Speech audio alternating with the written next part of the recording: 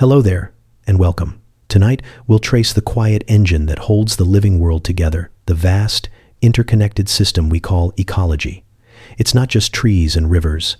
It's the invisible conversations between moss and mountain, between fungi and forest, between insects and the roots beneath your feet. It's why whales stir clouds, and why wolves shape rivers.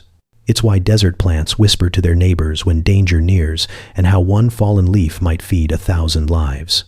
Ecology is the language of life itself, patient, strange, astonishing, and we've only just begun to understand what it's saying.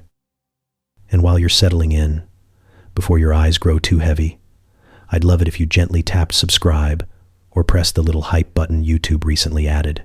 It's a small click, but it helps keep these experiments and explorations orbiting out into the algorithm. You can also leave a comment telling me where you're listening from and what time it is in your corner of the night. It's oddly fascinating to see where people are drifting off with us, scattered across the world like stars across the galaxy. Now take a deep breath, let your day drift away, and let's travel together into the quiet corners of the universe. In the deep stillness of a forest, it's easy to imagine the trees as silent, fixed in place, unmoving, unreachable. We think of them as passive watchers of the world, not participants in it, but this is only what we see from above.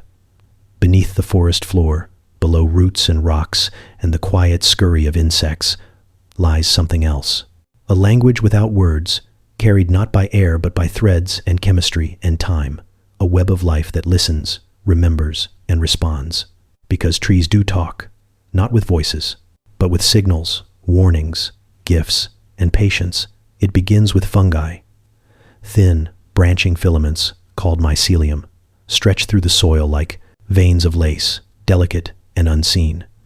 These fungal threads connect one tree to another, forming vast underground networks that scientists have come to call the Wood Wide Web. It is not a metaphor. These connections allow trees to share nutrients, transfer water, and even send distress signals.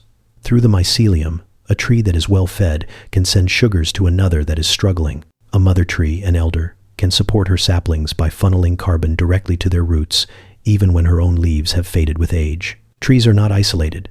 They are social, and they remember those who have grown near them. Some trees seem to favor their kin. In controlled experiments, seedlings that share a mother tree receive more support than strangers. Their roots tangle more willingly.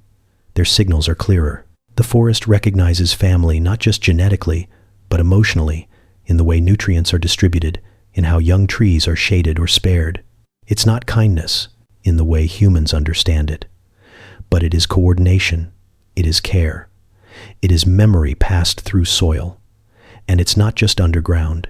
Trees speak through the air as well. When a giraffe begins to feed on an acacia in the savanna, the tree responds almost instantly, flooding its leaves with bitter chemicals. But it doesn't stop there. It releases ethylene gas into the air, a scent that drifts on the wind, reaching other acacias nearby. Those trees, untouched and unbitten, begin their own chemical defenses before a single mouth touches them. It's not instinct. It's information, shared through scent and signal. It's preparation. In temperate forests, the same thing happens. When caterpillars chew on the leaves of a birch, that birch warns its neighbors. When a maple is attacked, its volatile compounds shift. Other maples, even downwind, begin changing their own leaf chemistry, sometimes even attracting the predators of the very insects that feed on them. These aren't random reactions. They're targeted defenses triggered by messages. The trees are listening, and they act. Even their timing is coordinated. Autumn does not arrive in the forest one tree at a time. It sweeps through like a tide. Leaves don't just fall, they let go together. As sunlight dwindles, as the days cool, trees begin exchanging cues, hormones shift, roots slow their absorption, mycelial networks dim their flow, and still, information passes, a cascade of change. What looks like death is actually choreography, but the forest's conversations aren't limited to warnings or decay. They are also full of generosity. In shaded groves where little light reaches the floor, older trees extend lifelines. Through the mycorrhizal networks, they send carbon, the energy of captured sunlight, to seedlings still too small to reach the sky. These young trees would not survive on their own. Yet, surrounded by giants, they are not abandoned. They are nourished. The forest feeds itself. When a tree is dying, it sometimes sends a final burst of nutrients outward through the network, a last gift to those nearby. It is as if the tree knows the end is coming, and it chooses to give what remains. Scientists have found that when these underground networks are disrupted by logging, by soil compaction, by fire or disease, the entire forest becomes weaker. Seedlings grow slower, infections spread faster. Trees that once warned each other now suffer in silence. The network isn't just communication, it is immunity, it is resilience. When we sever these ties, we don't just harm individual trees, we break their collective intelligence. Some trees, like beeches and firs, form especially dense mycorrhizal webs, creating what ecologists call hub trees or mother trees. These individuals act as anchors in the network, maintaining balance and distribution. When a mother tree is removed, the web collapses in ways that go far beyond what the eye can see. It's like removing a brain from a body. Life may go on for a while, but direction fades.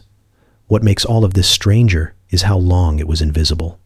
For centuries, we believed trees were solitary, competing, locked in, silent battle for sun and space. But the truth is softer and stranger. Competition exists, of course, but so does collaboration, so does partnership, so does a kind of quiet wisdom that moves through the forest floor like breath. Even now, scientists are still learning how deep this communication goes. Some research suggests that trees respond to sound. Others are studying how electrical signals pass through root systems like slow pulses of thought. We're only beginning to understand what forests know, what they remember, what they share.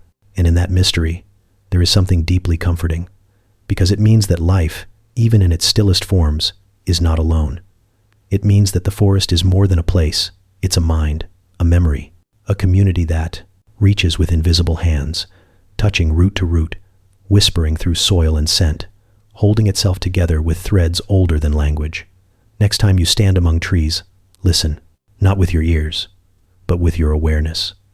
There is movement all around you, not in the limbs, but in the space between, in the things that cannot be seen. There is no such thing as a silent forest. There is only the kind of conversation that takes years to finish. In the open ocean, far from shorelines and shipping lanes, the surface of the water may seem empty, a vast, rippling blue. But somewhere beneath that gentle rise and fall, a shadow passes immense and slow, a whale, moving through the deep like a drifting mountain, each breath rising as mist into the morning light. It might seem like a solitary act, one creature, one exhale, one dive. But what whales do in the ocean does not stay in the ocean. Their presence, their movement, even their waste, reaches farther than we once imagined, far enough to shape the clouds above. It begins with iron, not the kind forged in factories, but the trace mineral life depends on in the sea. In many parts of the ocean, especially in the southern reaches, life isn't limited by sunlight or space. It's limited by nutrients. Of those, iron is one of the most crucial and also one of the rarest. Tiny phytoplankton, microscopic plant-like organisms, need it to grow. And when they grow, they do more than feed the ocean. They pull carbon from the atmosphere. They breathe in what we breathe out. They are the lungs of the planet, suspended in water. But in the vast blue deserts of the ocean, there often isn't enough iron to feed them. Dust from the continents carries some. Occasional upwellings bring more. But one of the most surprising sources is also one of the most organic: whale feces, rich in iron, buoyant, and perfectly placed in the sunlit layers of the sea. Whale poop is, in ecological terms, a gift. When whales feed in deep, dark waters and return to the surface to breathe and relieve themselves, they act as natural elevators. They draw nutrients up from the depths, packaging them in a floating form that phytoplankton can quickly use. It's a recycling system powered by breath and movement, one that scientists now call the whale pump. In areas where whale populations are healthy, phytoplankton blooms become more robust, and where plankton thrives, so too does everything else. Tiny zooplankton rise to feed, small fish follow, larger predators join. The entire marine food web lifts with them, each level stacked on the success of the invisible plants below. But it doesn't stop in the sea. Phytoplankton, for all their invisibility, draw massive amounts of carbon dioxide from the air, more than all the world's forests combined. When they die, much of that carbon sinks into the deep ocean, locking it away for centuries. In this way, Whales help regulate climate, not by intention, but by ecology, by simply living, by eating, by breathing and defecating. They contribute to planetary cooling. They help make clouds not directly, but through the invisible chain of biology that rises from their presence. Some species, like sperm whales in the Southern Ocean, are particularly important. Each whale contributes an estimated 50 tons of iron-rich feces over its lifetime, and that may result in the removal of tens of thousands of tons of carbon from the atmosphere. The numbers are staggering, not because of their scale, but because they come from such an unexpected place. The climate influence of a whale is not a metaphor, it's measurable. Before industrial whaling, there were millions more whales than there are today. Blue whales, humpbacks, right whales populations were decimated by centuries of hunting, and as the whales disappeared, so too did their influence. Less nutrient cycling, fewer phytoplankton blooms, a dimming of one of the ocean's most vital feedback loops. Some scientists believe that restoring whale populations could help mitigate climate change, not solve it, but ease its edge, because the ocean remembers what it was like when giants moved freely. In tropical waters, the story shifts. Here, whales contribute not only to nutrient cycles, but to heat exchange. Their movements stir thermoclines, blending warm surface water with colder depths. This mixing affects local weather patterns, influencing rainfall and even cloud formation. Whales in this way are like planetary paddles. They churn the sea, and in doing so, they stir the sky. When a whale surfaces, the force of its breath shoots a plume of vapor into the air. To the human eye, it is a brief column of mist, but within it are thousands of microbial particles, sea salts, and organic aerosols. Some of these particles serve as cloud condensation nuclei, tiny seeds around which water droplets can gather. In the right conditions, they help form clouds. And those clouds reflect sunlight, influence temperature, and help regulate Earth's energy balance. From breath to sky, the whale leaves a mark. None of this was known until recently. For most of human history, whales were seen as commodities: oil, meat, baleen. They were pursued and processed, their size admired only for what it could yield. The idea that they held ecological roles, that their presence influenced climate systems, was not part of the narrative. But the ocean never cared for human narratives. It worked in cycles, and those cycles depended on giants. Now, with more attention and better tools, we are beginning to see them not just as animals, but as engineers, as climate regulators, as agents of the unseen. Every migration becomes a redistribution of nutrients. Every dive and surface, a stir in the planetary chemistry. Even death has a role. When a whale dies and sinks to the ocean floor, it becomes a feast for deep-sea life, a whale fall, nourishing ecosystems in the darkness for decades. In life, they feed the sky. In death, they feed the abyss. There's a kind of symmetry to it, that creatures once nearly erased by human hands may now hold part of the key to our future. That in protecting them, we protect not just a species, but a system, a process, a rhythm. When we say the air is cleaner because of whales, it is not exaggeration. It is ecosystem. It is feedback. It is life stacked upon life, from the bottom of the sea to the top of the sky. And it is still unfolding, still happening, with every breach, every plume, every quiet drift through the deep. In the end, the whale is not just a creature of the sea. It is a creature of connection, of breath, cloud, current, and balance. And it reminds us that the world is full of invisible collaborations, that even in the stillest parts of the ocean, someone is speaking to the sky, beneath our feet, in the cracks of sidewalks, in the soil of gardens, and under the stones. Along forest paths, there exists a constant construction site, intricate, ancient, and humming with activity. We rarely stop to think of it, let alone see it. But every day, in almost every environment on Earth, insects are building, farming, harvesting, cleaning, and maintaining the world. Not metaphorically, literally. They shape the land beneath us. They prune the forests. They recycle the dead. And they do it all without supervision, without hierarchy as we understand it, and without ever stopping. Ants are among the most prolific engineers. A single colony can house hundreds of thousands, sometimes millions, of individuals, all working as a single organism. They tunnel through soil not randomly, but with precision. Their architecture includes air shafts for ventilation, fungus gardens, nurseries, and chambers dedicated to waste, all designed with purpose. These subterranean cities don't just house ants. They aerate the soil, allowing water to penetrate more deeply and roots to grow more freely. In this way, ants help plants thrive, and when they discard organic material deep within their tunnels, they're enriching the soil from below. It's a slow, unseen cultivation. But the scale is staggering. In some ecosystems, ants move more soil annually than earthworms. Over time, their activity alters entire landscapes. Mounds built by leafcutter ants in South America can reach several meters across, and some have been maintained continuously for centuries. From above, satellite images have revealed massive networks, ancient ant colonies still visible in the patterning of the trees and grass long after the insects themselves are gone. The land remembers their architecture. Leafcutter ants, in particular, are not just builders, they are farmers. They do not eat the leaves they harvest. Instead, they carry them in neat green fragments back to the colony, where the leaves are chewed into mulch and used to cultivate a specialized fungus. This fungus is their true food source, a crop they've been cultivating for millions of years. It's a form of agriculture more ancient than any human attempt, complete with pest control, soil conditioning, and monoculture management. And they've never abandoned it.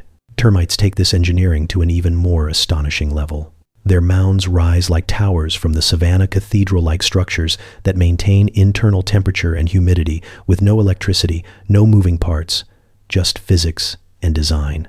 These mounds act as lungs for the colony, with narrow chimneys and wide tunnels that draw air in, circulate it, and expel carbon dioxide.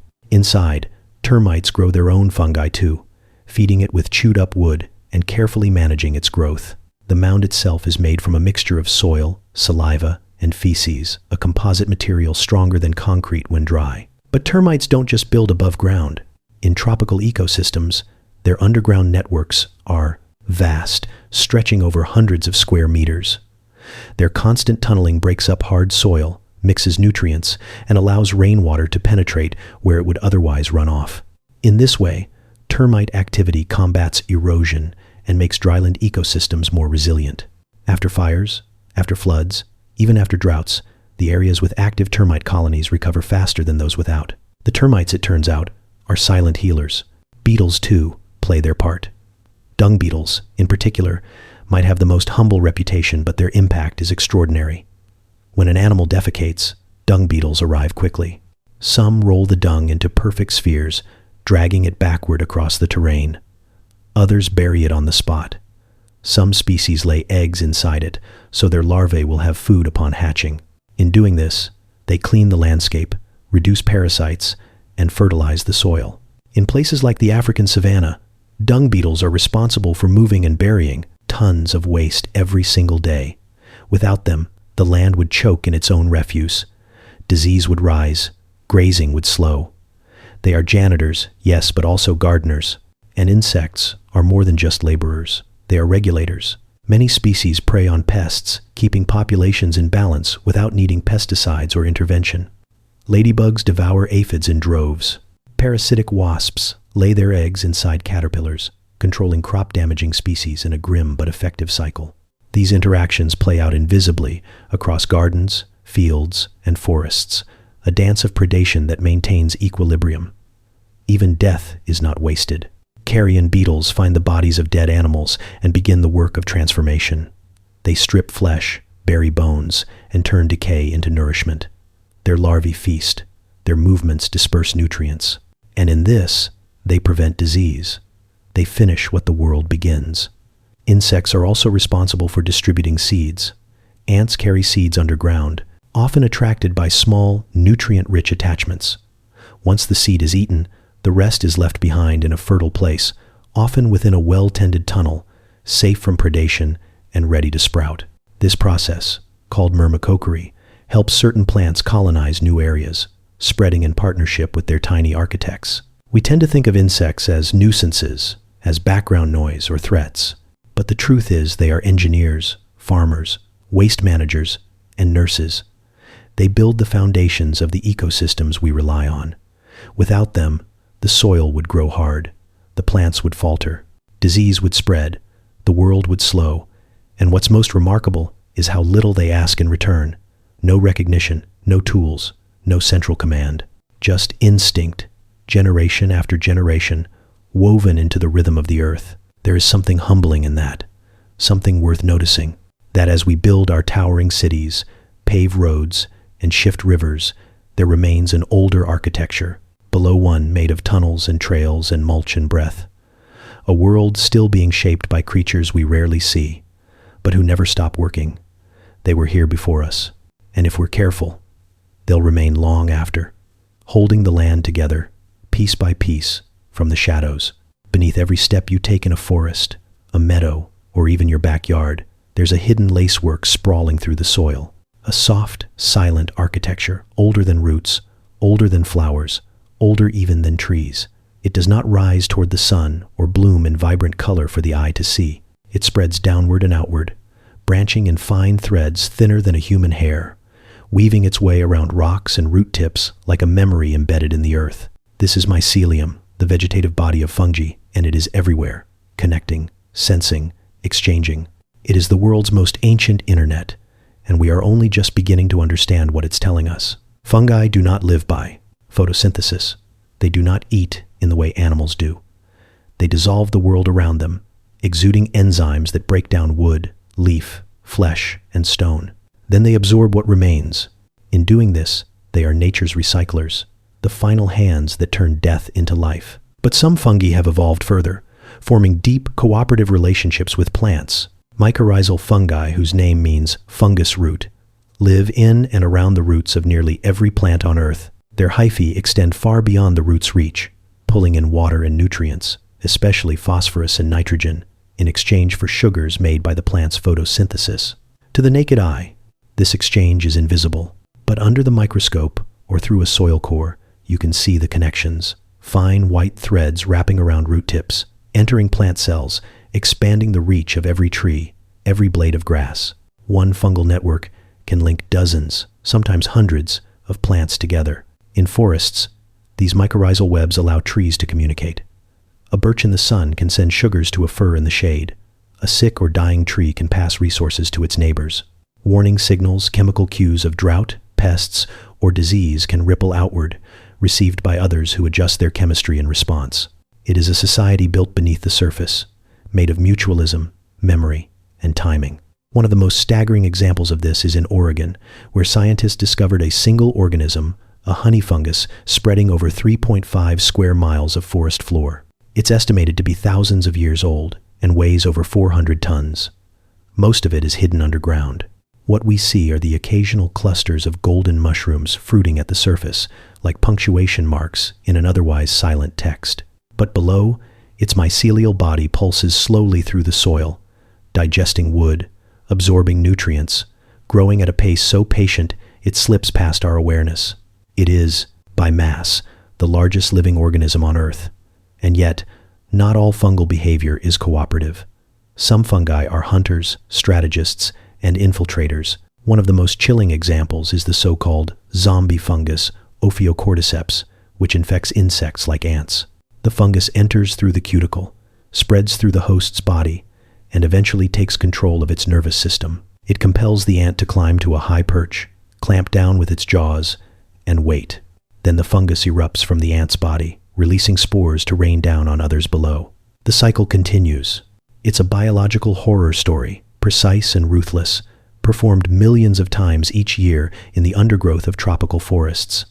But even this disturbing dance is part of a larger ecological role. Fungi like Ophiocordyceps regulate insect populations, preventing outbreaks and maintaining balance. Nothing is wasted. Nothing is random. Every species, every movement plays a role in the great balancing act of ecosystems. Whether nurturing roots or puppeteering insects, fungi are always working behind the scenes. Their spores drift invisibly through the air, billions at a time settling on leaves, on fur, on skin. They're in the bread you eat, the soil of your houseplants, the lining of your lungs. Some can survive in space. Others grow in the radioactive remains of Chernobyl, feeding off energy that would kill most life. Fungi defy the boundaries we try to set. Not quite plant, not quite animal, a kingdom of their own. And they are artists too.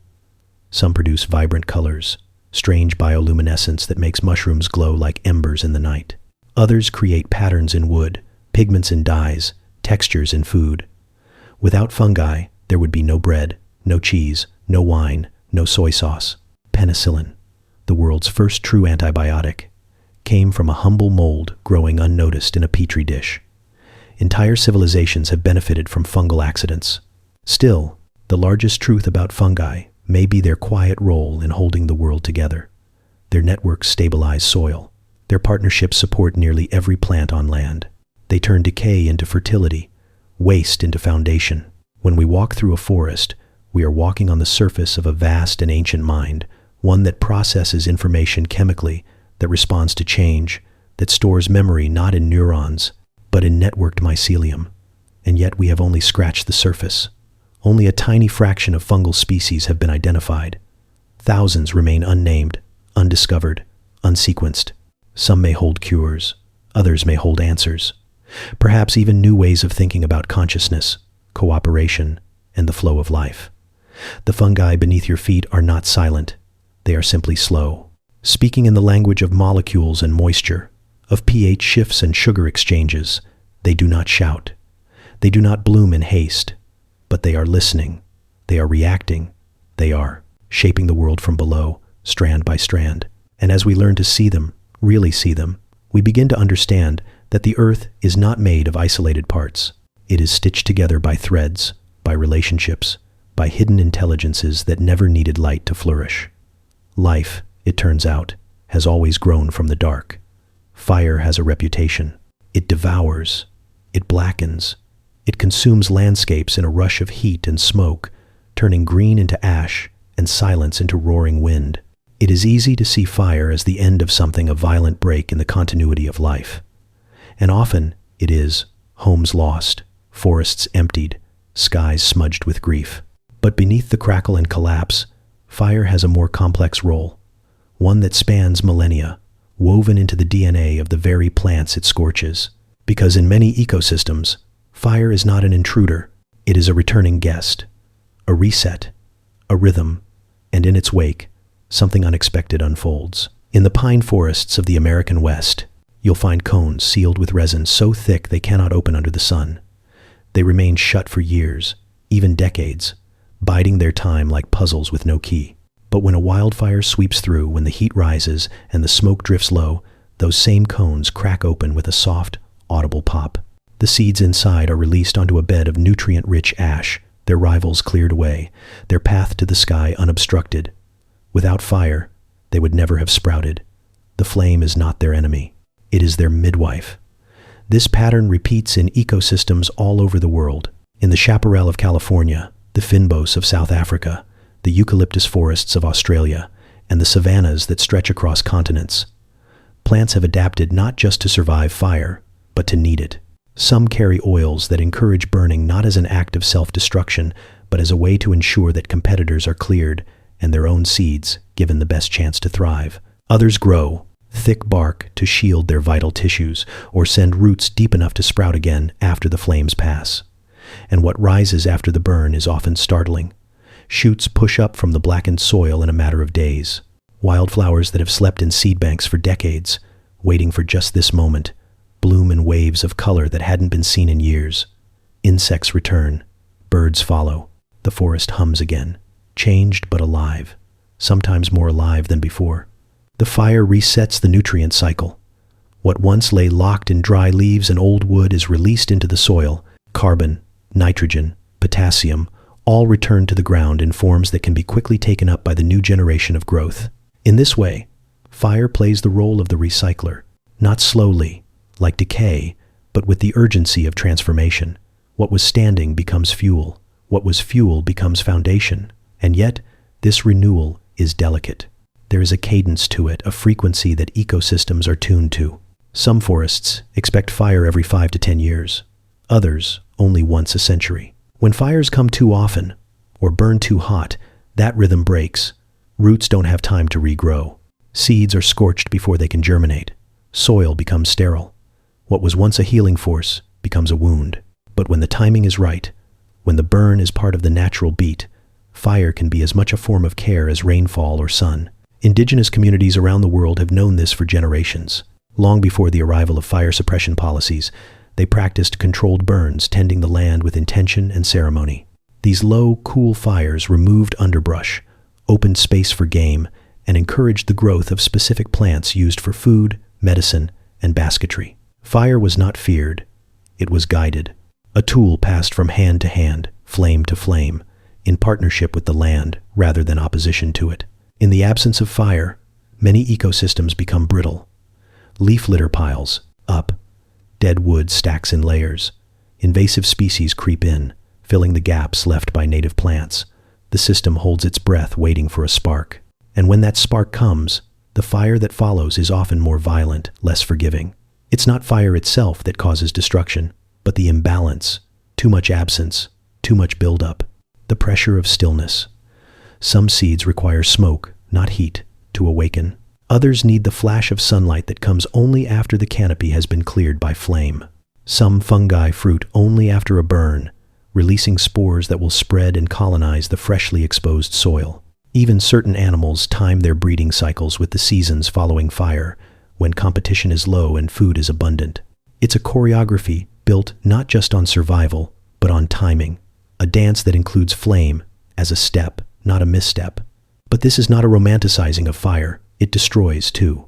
And with climate change driving longer droughts, higher temperatures, and shifting wind patterns, wildfires are becoming more unpredictable. They now reach places they never used to, burn with a fury once rare, and come too often for recovery to take hold. Forests that once relied on fire now reel from it. The rhythm has been disrupted, and restoration will require more than waiting for regrowth. It will take understanding not just of ecology, but of memory, of what fire used to be, and what it needs to become again. Because fire, at its core, is not evil. It is energy, transformation. It is the earth breathing out, clearing its lungs, reshaping itself in pulses of heat and smoke. And if we really listen, we might hear the invitation hidden in the crackle to work with it, to guide it, to see not only what it takes, but what it gives back. After the flames, the land is quiet. The air smells of charcoal and damp soil. But then, slowly, color returns. Ferns uncurl. Saplings reach. The silence is broken by birdsong, cautious at first, then full-throated. Life returns not in spite of the fire, but because of it. Sometimes, destruction is not the end of the story. It is the beginning of a new one written in ash and carried forward on the wind. High in the silent folds of the mountains, and across the vast white sheets that stretch toward the poles, there lies a kind of memory buried in the cold. Glaciers, towering and slow, do not move with haste or speak in noise, but in their frozen layers is a story so ancient, so patient, it can only be read in ice. These are not just bodies of snow compacted by time. They are archives, frozen libraries of Earth's forgotten breath, of the lives that came before us, and the climates that shaped the world long before anyone gave it a name. Every snowfall that falls on a glacier is like a page being added to a book. Over years, that snow is compressed into ice, trapping air bubbles, dust, pollen, even microscopic life. These bubbles are tiny time capsules, holding samples of the atmosphere from thousands, sometimes hundreds of thousands of years ago. When scientists drill deep into the ice and extract cores, they are not just pulling up frozen water, they are unrolling scrolls of the planet's own autobiography. From these samples, we've learned things that seemed impossible to know. We can measure ancient levels of carbon dioxide and methane, revealing the rise and fall of greenhouse gases long before humans began altering the balance.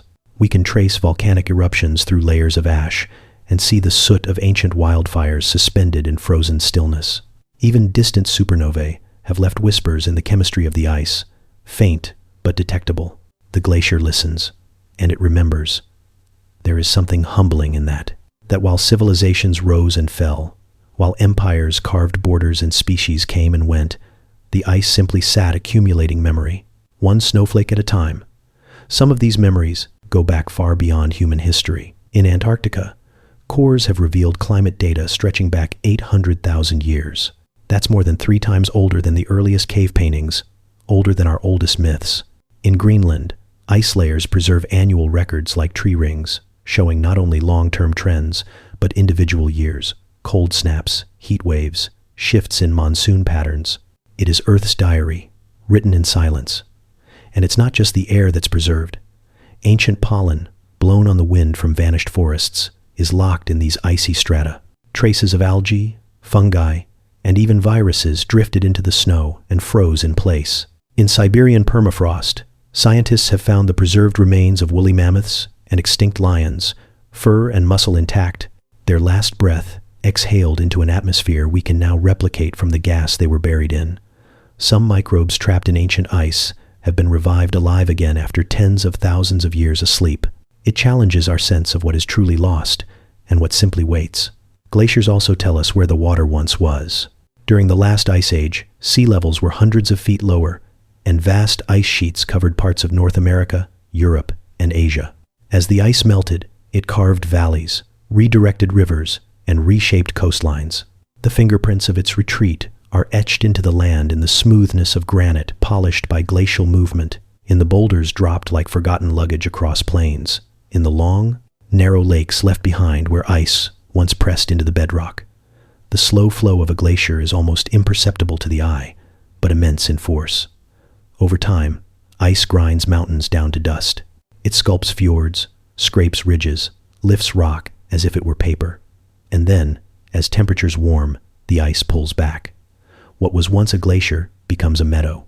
What was once silence fills with birdsong. But underneath the soil, the memory of ice remains in the owl. Minerals shifted. The contours changed. The timelines rewritten. Today, as glaciers retreat faster than ever before, their memories are being lost. Meltwater pours into oceans, raising sea levels and changing currents. Some glaciers have thinned by hundreds of feet in just a few decades, revealing bare stone that hasn't seen the sun in over 100,000 years. It's not just ice we're losing, it's information, a record of balance and imbalance, of stability and shock, encoded in the most delicate of materials. There's a paradox in that. These towering masses, so seemingly invulnerable, are vanishing, and with them, the story of Earth's breath, trapped in every bubble. Once melted, those secrets are gone. We can't refreeze the past, but some of it can still be read. A glacier in the Alps recently revealed the remnants of a Bronze Age traveler, tools, clothing, even food still tucked in his pouch. Higher up, military planes lost in World War II have begun to emerge, their metal skeletons pushed forward by the slow march of ice. The glacier doesn't discriminate. It records everything, the sacred, the mundane, the accidental, and what it offers us is not only knowledge, but perspective. We often think of time in years, in lifespans, in generations. But glaciers think in epochs. Their pace is glacial not because they are lazy, but because they are deliberate. They move in inches while we live in sprints. To study them is to be reminded of scale, of how small our moment is, and how much came before it. There is wisdom in the ice, waiting to be listened to. It teaches us that change is not always visible in the moment, that patterns reveal themselves only when we zoom far enough out.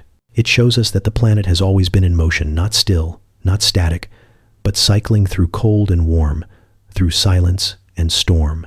And it asks us a quiet question, muffled by snow and carried on the wind that races across its surface. What will we leave behind in the layers of the future? Because one day, if the ice returns, if snow begins to fall again and layers begin to form, someone or something might drill down, might hold a frozen bubble of our time in their hands, and wonder what kind of people we were, what kind of world we made, and whether we ever paused long enough to listen to the stories held in the cold. The ice remembers, even when we forget. From a distance, grasslands might appear as little more than a flat whisper of green, a stretch of sameness, sea after sea of waving stems that sway in the wind but rarely draw attention. They lack the towering spectacle of forests, the ancient stillness of deserts, the dramatic cliffs and crashing waves of coastlines.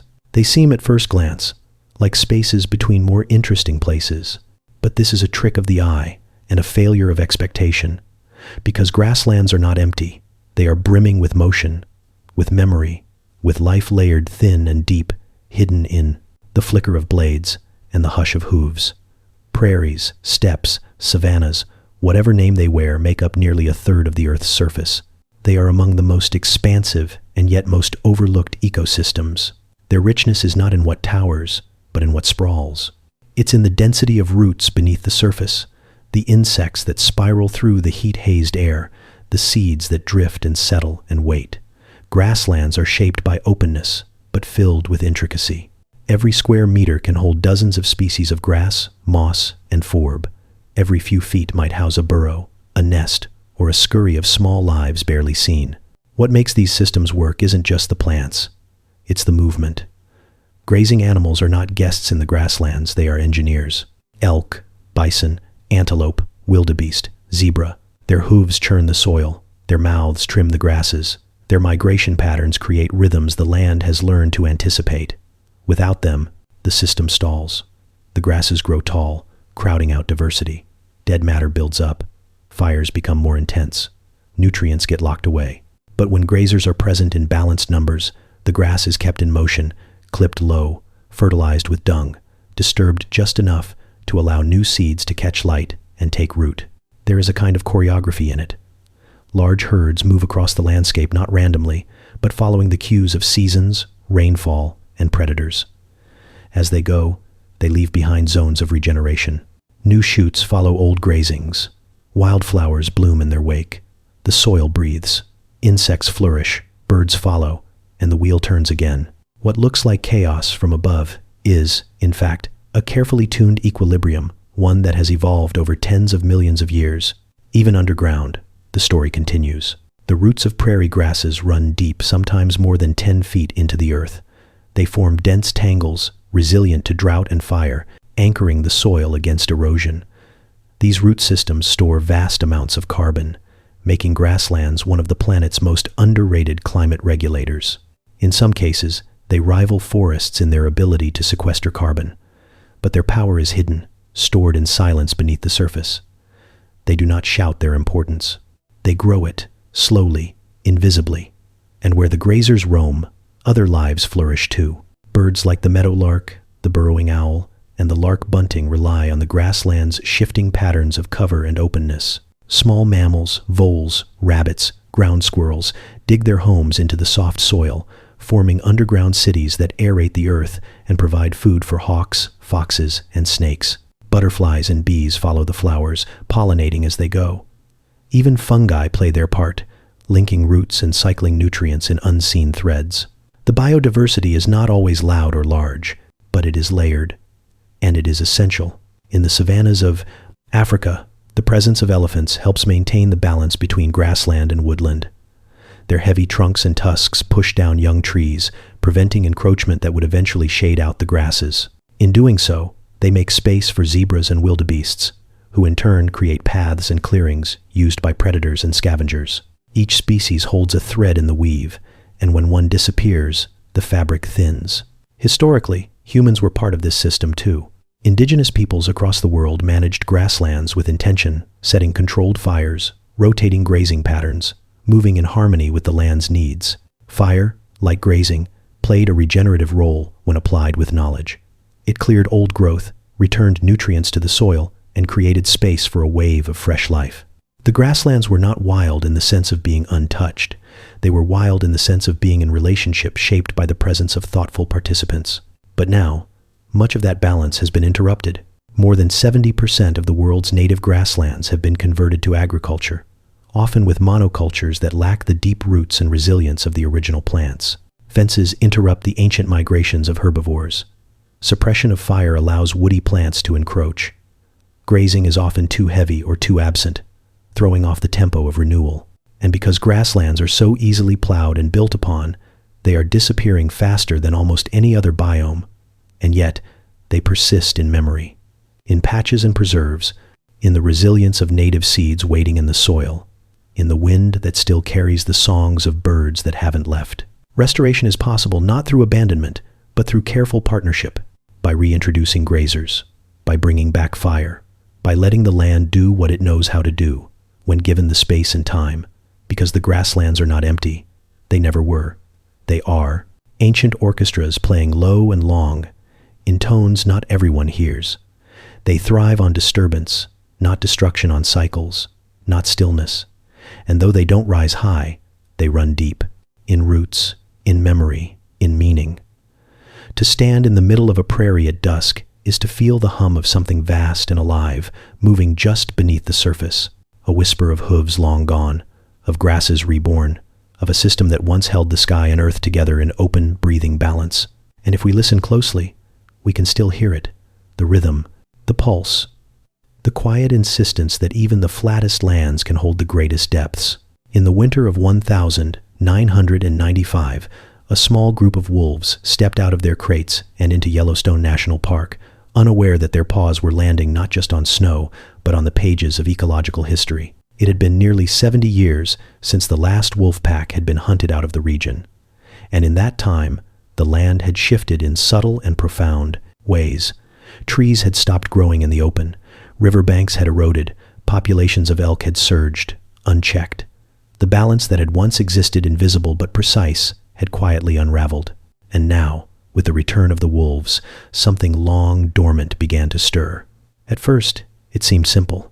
The wolves did what wolves do. They hunted, mostly elk, the large herbivores that had grown accustomed to grazing freely across the valleys and river corridors. Without predators, the elk lingered longer in open areas, feeding heavily on young willow and aspen shoots, stripping riverbanks bare and stalling the growth of new trees. But with wolves back on the land, the elk began to move differently. They grew more alert, more cautious. They avoided exposed meadows and the narrow corridors where wolves could easily pursue. They stayed on higher ground, moved more often, fed less destructively. And where the elk stepped back, the willows stepped forward. So did the cottonwoods and the aspens. Trees that hadn't grown tall in decades began to rise again along the riverbanks, stabilizing the soil with their roots. Birds returned, building nests in the young branches. Beavers followed, drawn by the growing abundance of wood and the deepening pools of cold, clean water. They built dams that slowed the rivers, creating wetlands that softened floods and nourished frogs, fish, and insects.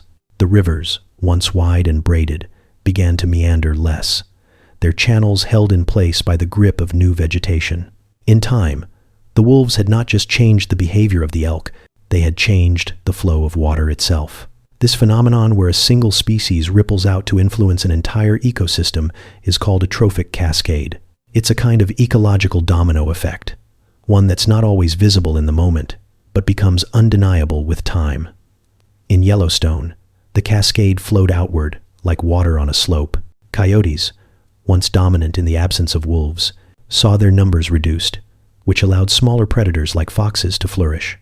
With fewer coyotes preying on them, populations of rodents grew, and with them came owls, hawks, and weasels. Carcasses left behind by wolves fed scavengers like ravens, eagles, and bears, who emerged from hibernation to find a feast waiting in the snow. Every thread tightened another, until the entire fabric of the ecosystem began to reshape itself around the presence of a predator once thought to be expendable. And the wolves themselves, they didn't become abundant. Their numbers remained modest, fluctuating as nature does, some years strong, other years lean. They did not overrun the park. They did not wipe out the elk. But they restored a rhythm, one that had been missing, a tension between chase and rest, between growth and restraint. In that tension, life flourished. There's something poetic in it, that a creature so long vilified a symbol of fear and wildness could be, the very thing that rebalanced the land. For centuries, wolves were hunted to the brink across much of the world, seen as threats to livestock, to safety, to human order. Their howls were cast as omens, their presence a sign of wilderness untamed. But Yellowstone told a different story, one where the wild was not chaos, but complexity, where predators were not destroyers, but architects. It didn't happen overnight. The change was gradual, layered, and often subtle. But over the years, researchers documented the difference in vegetation height, in river patterns, in bird counts, and soil health. The wolves hadn't just brought death to the elk, they'd brought life to everything else. And all without tools, without planning, without intention, just by being what they were. It's easy to forget how interconnected things are, how the presence or absence of a single species can tilt the balance in ways we don't see until long after. But ecosystems are like symphonies. Every player matters, even the ones in the back row, even the ones we've tried to silence. And when the wolves returned to Yellowstone, it was like placing a missing instrument back into the orchestra. The music shifted, the silence filled, and the land began to sing again. Today, Visitors to the park still scan the horizon for movement, hoping for a glimpse of a gray form weaving through the trees or a distant howl riding the wind. And while not everyone will see a wolf, almost everyone will see what the wolves made possible. The groves of young willows lining a creek, a heron rising from a beaver pond, the stillness of a restored riverbank, holding the shape of water like a palm. These aren't just landscapes, they're memories, made visible, proof that even after absence, something wild can return and rewrite the story. Sometimes, all it takes is one voice, howling back into the quiet. Beneath the waves, just beyond the reach of sunlight that dances on the ocean's surface, there lies a world that hums with quiet intensity. It doesn't tower like mountains or stretch like plains, but it pulses with life in every crevice, every current, every flicker of fin and feeler. Coral reefs, brilliant, ancient, and breathing, are not just structures of stone and shell. They are living cities, built by the smallest of creatures and inhabited by nearly a quarter of all marine life. Their walls are not made of steel or glass, but of skeletons left behind, growing slowly, layer by layer, into underwater fortresses that can stretch for miles. At the heart of each reef is a coral polyp, a creature so small you could cradle dozens on the tip of a finger. With soft, translucent bodies and delicate tentacles, these animals seem more like sea-bound petals than architects. And yet, they are builders of one of the most complex ecosystems on Earth. Working together in colonies that span generations, coral polyps secrete calcium carbonate, a hard, chalky material to create exoskeletons that house their soft bodies. As one generation dies, the next builds on top, slowly forming the massive limestone frameworks that reefs are known for. The Great Barrier Reef, visible from space, was built by creatures no bigger than a grain of rice. But coral can't do it alone. It survives in delicate partnership with algae, tiny plant-like organisms called zooxanthellae that live within the coral's tissues. These algae perform photosynthesis, converting sunlight into energy and producing oxygen and nutrients that the coral depends on. In return, the coral provides them with shelter and access to sunlight. It's an exchange older than language, older than continents as we know them. This mutualism is what gives coral its vibrant color, a visual echo of their cooperation.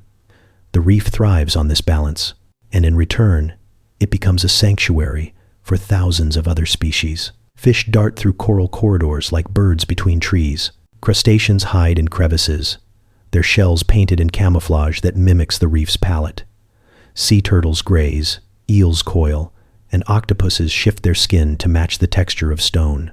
Even large predators, like reef sharks and barracuda, patrol these waters not in search of destruction, but drawn by the density of life that reefs sustain. Coral reefs cover less than 1% of the ocean floor, and yet they support more than 25% of all marine species. That math seems impossible, until you see the reef not as a backdrop, but as a web. Each coral outcrop, each anemone-tufted slope, provides shelter, food, breeding grounds, and resting places. The reef is not one thing, but thousands of things interwoven. It is movement and rest, predator and prey, nursery and graveyard. Even beyond their borders, coral reefs shape the ocean. Their physical structure slows down waves, protecting coastlines from erosion and storm surges. Their presence influences water temperature, salinity, and currents. They help cycle nutrients through the ocean, nitrogen, phosphorus, carbon, in ways that ripple out for hundreds of miles. And for humans, too, they give more than they take. They support fisheries that feed millions. They attract tourism that sustains entire economies. And from their biology, we've derived medicines, treatments for cancer, for pain, for infections tucked within the chemistry of sponges and sea fans and coral fragments. But perhaps what's most remarkable is the way coral reefs connect things, not just species to species, but places to places, times to times. A larval fish, born in the nursery of a mangrove forest, may one day find its adult home in the arms of a distant reef, traveling on invisible highways of current and tide. Coral itself has existed for more than 500 million years, older than dinosaurs, older than flowering plants making reefs, some of the longest-lived habitats on Earth. They are archives of resilience, living fossils. Yet they are also fragile, because that balance between coral and algae, between temperature and chemistry, is not guaranteed. When waters warm even slightly, or when pollutants cloud the water, coral becomes stressed. It expels its algae partners, turning pale in a process called bleaching. Without the algae, the coral begins to starve. Bleached reefs can recover, but only if conditions improve quickly. If not, the corals die, leaving behind brittle skeletons that crumble over time, uninhabited and ghostly. And climate change is accelerating that stress. Ocean temperatures rise. Acidification creeps in as more carbon dioxide dissolves into seawater, making it harder for corals to build their skeletons. Pollution, overfishing, and sediment runoff further disrupt the already delicate equations. A reef that took centuries to build can unravel in a matter of months. But there is hope not just in conservation, but in adaptation. Some coral species are more heat tolerant than others. Scientists are experimenting with breeding or restoring these resilient strains. In parts of the world, communities are planting coral fragments onto damaged reefs, giving them a chance to regrow. Technology is being paired with tradition, and for some reefs, recovery is already underway. It's slow, it's uncertain, but it's possible because coral knows how to build. That's what it does. Quietly, patiently, with no blueprint but instinct, it turns minerals into monuments. And while its strength is fragile, it is also ancient. Reefs have survived mass extinctions before. They have regrown from rubble. What they need now is space, time, and less weight pressing on their balance. To drift over a living reef is to witness a city in motion, not one of concrete and electricity, but of pulse and color, breath and tide. Every inch is alive, every shadow holds a story, and every coral, no matter how small, is part of something much bigger, a structure that holds up not just the ocean, but life itself. High above the ground, in the thin hush where wind smooths the tops of forests, Earth is breathing. Not in the way animals do not, with lungs or rib cages or rising chests, but in the soft, rhythmic pulse of carbon and oxygen cycling through the air, the soil, the oceans, and back again. The biosphere, this fragile skin of life stretched around the planet, doesn't just survive on Earth.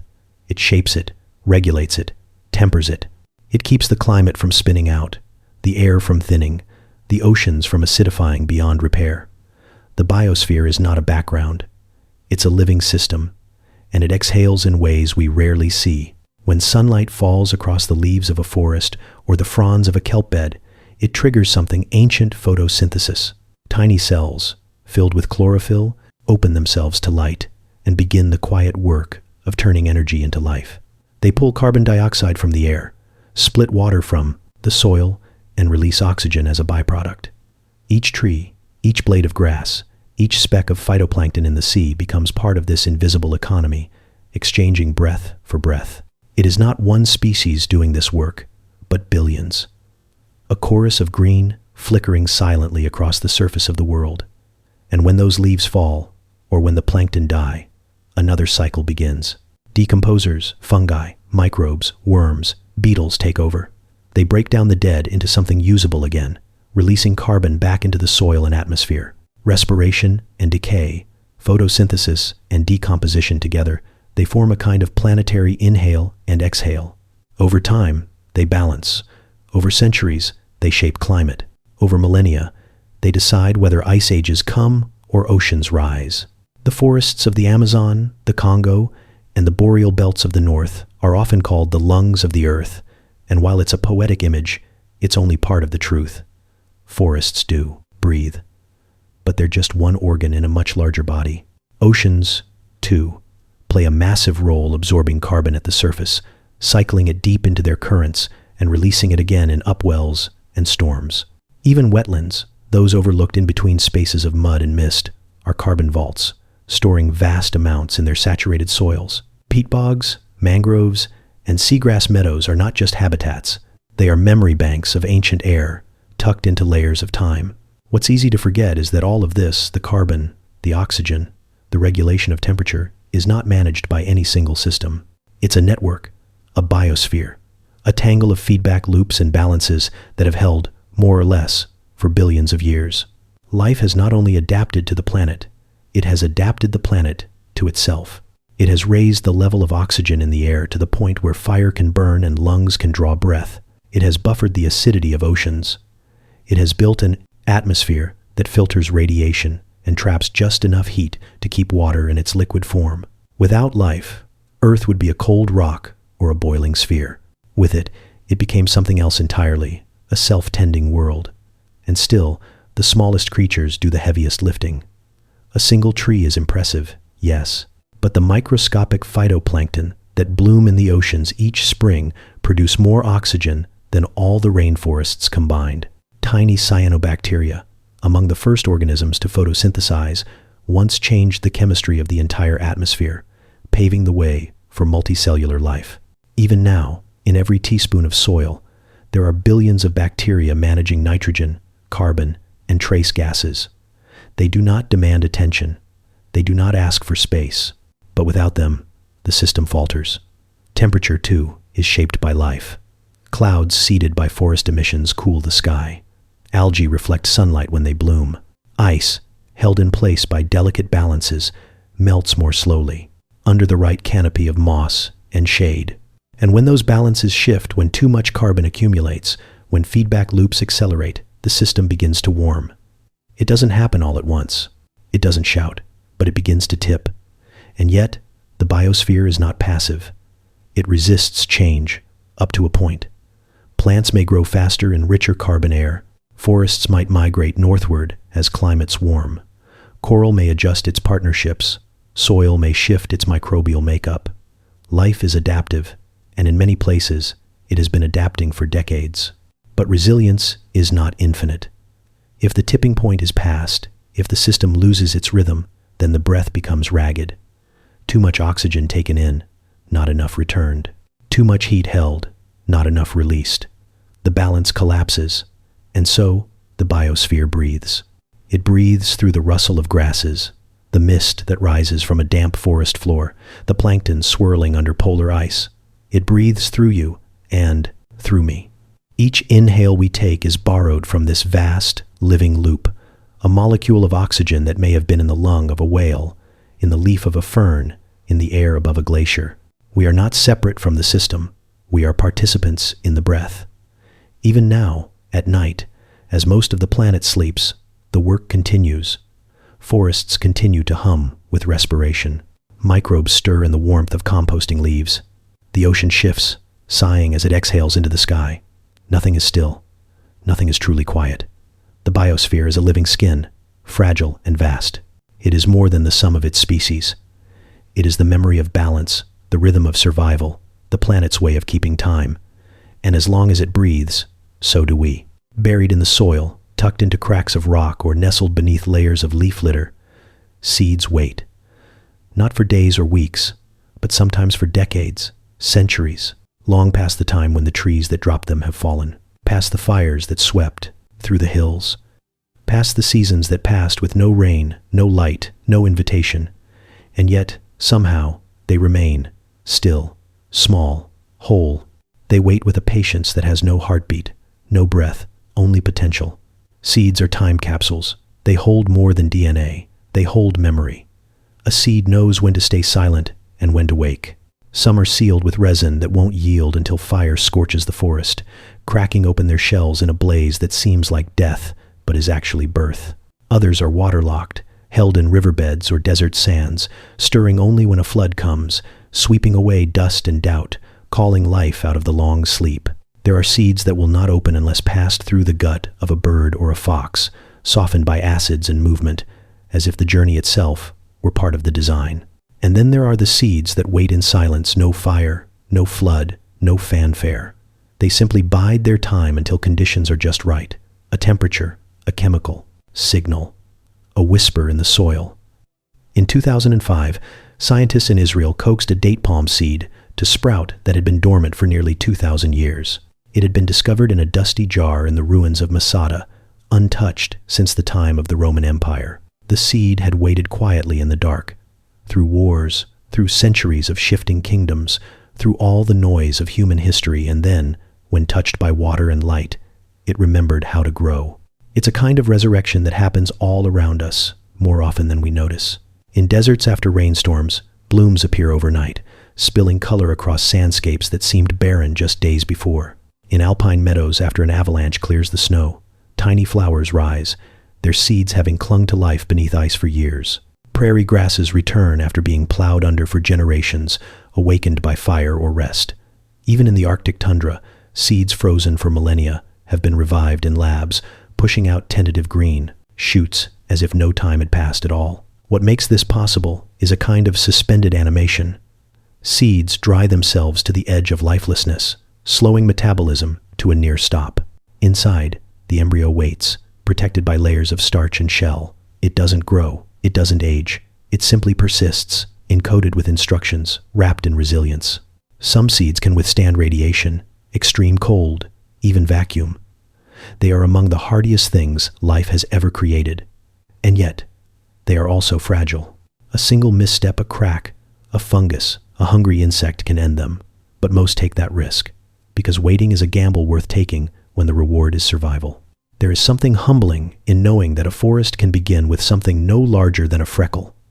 That entire ecosystems may already be written in the soil beneath our feet, just waiting for the right spark. And not just in wilderness. Seeds of native plants often lie dormant in urban parks, in abandoned lots, in places we no longer see as wild. Given the chance, they can return. Life, when invited, often comes rushing back. Humans have always sensed something sacred in this. The act of planting a seed has long been a symbol of hope, of beginnings. But what we rarely consider is that the seed planted may not sprout tomorrow, or next season, or even in our lifetime. Some plants have evolved to delay germination not just until conditions are good, but until multiple cues have been met. Rain, yes, but also heat, or cold, or the absence of a particular chemical left behind by competing plants. It's not just survival, it's timing, strategy, trust in a future unseen, and so the seeds wait, not out of reluctance, but wisdom. They wait because they understand something we often forget, that not all growth is immediate, that some things must rest before they rise. That dormancy is not death, but preparation. Somewhere, right now, beneath the forest floor, or the cracked sidewalk, or a stretch of desert long untouched, a seed is sleeping. It may outlast us. It may witness the changing of climates, the passing of civilizations, and one day, when the moment is right, it will bloom, not as a miracle, but as a memory kept in stillness, ready to become real. When we speak of pollution, we often imagine a moment, a smokestack releasing fumes into the sky, a factory pipe draining slicks into a river, a plastic bottle tossed aside. But pollution rarely stays where it begins. It moves, invisibly and persistently, through air, water, and the bodies of living things, carried not by intention but by the quiet physics of wind, rain, and biology. It slips across borders, crosses oceans, rises into clouds, and falls as dust. It is scattered by wings and currents, absorbed and transformed, passed along the food chain in silent handoffs that no one sees. What begins in a single drop or particle can ripple outward into forests, mountains, oceans, and into the flesh of creatures who have never seen a smokestack in their lives. Take mercury, for example. Released by the burning of coal or the mining of metals, it enters the atmosphere as vapor, drifting far from its source. In time, it settles into water, where microbes convert it into a more dangerous form, methyl mercury. This version of mercury does not stay put. It is absorbed by plankton, which are eaten by small fish, which are eaten by bigger fish, and so on, until predators like tuna, swordfish, and whales carry some of the highest concentrations in their bodies. But it doesn't stop at the sea. Insects that hatch in contaminated waters take trace mercury into the air on their wings. They are caught by birds in nearby trees, warblers, wrens, swallows, who nest in forests that look pristine, but now sing with the voices of mercury-laced blood. These birds pass mercury to their eggs. They may struggle to navigate, to remember songs, to raise chicks. It alters their behavior, their physiology, sometimes in ways too subtle to notice until the population begins to decline. And just like that, a distant coal plant changes the rhythm of a woodland dawn. Plastics follow a different path, but a similarly strange one. A plastic bag in a parking lot becomes brittle in the sun, breaking into smaller pieces, fragments called microplastics. These are picked up by wind, washed into gutters, carried to rivers, and eventually into the sea. Along the way, they gather chemicals from the water pesticides, heavy metals, industrial compounds, turning each particle into a toxic sponge. In the ocean, plankton mistake them for food. So do tiny crustaceans, jellyfish, and juvenile fish. And just like that, plastic enters the food web, not as a solid object, but as a constellation of invisible threats. It moves up the chain. A seabird might eat hundreds of plastic bits while feeding on fish, its stomach filling with fragments it cannot digest. Some plastics block the absorption of nutrients. Others leach chemicals that mimic hormones, disrupting reproduction, development, immune systems. And as predators eat prey, the plastic and its chemical hitchhikers move onward, climbing higher. What's unnerving is how far pollution travels and how long it lingers. Chemicals banned decades ago, like DDT or PCBs, still show up in Arctic snow, in polar bear fat, in the milk of seals. These places are thousands of miles from the nearest factory or farm, but that doesn't matter. Pollutants hitch rides on air currents, dissolve into rainfall, accumulate in ice.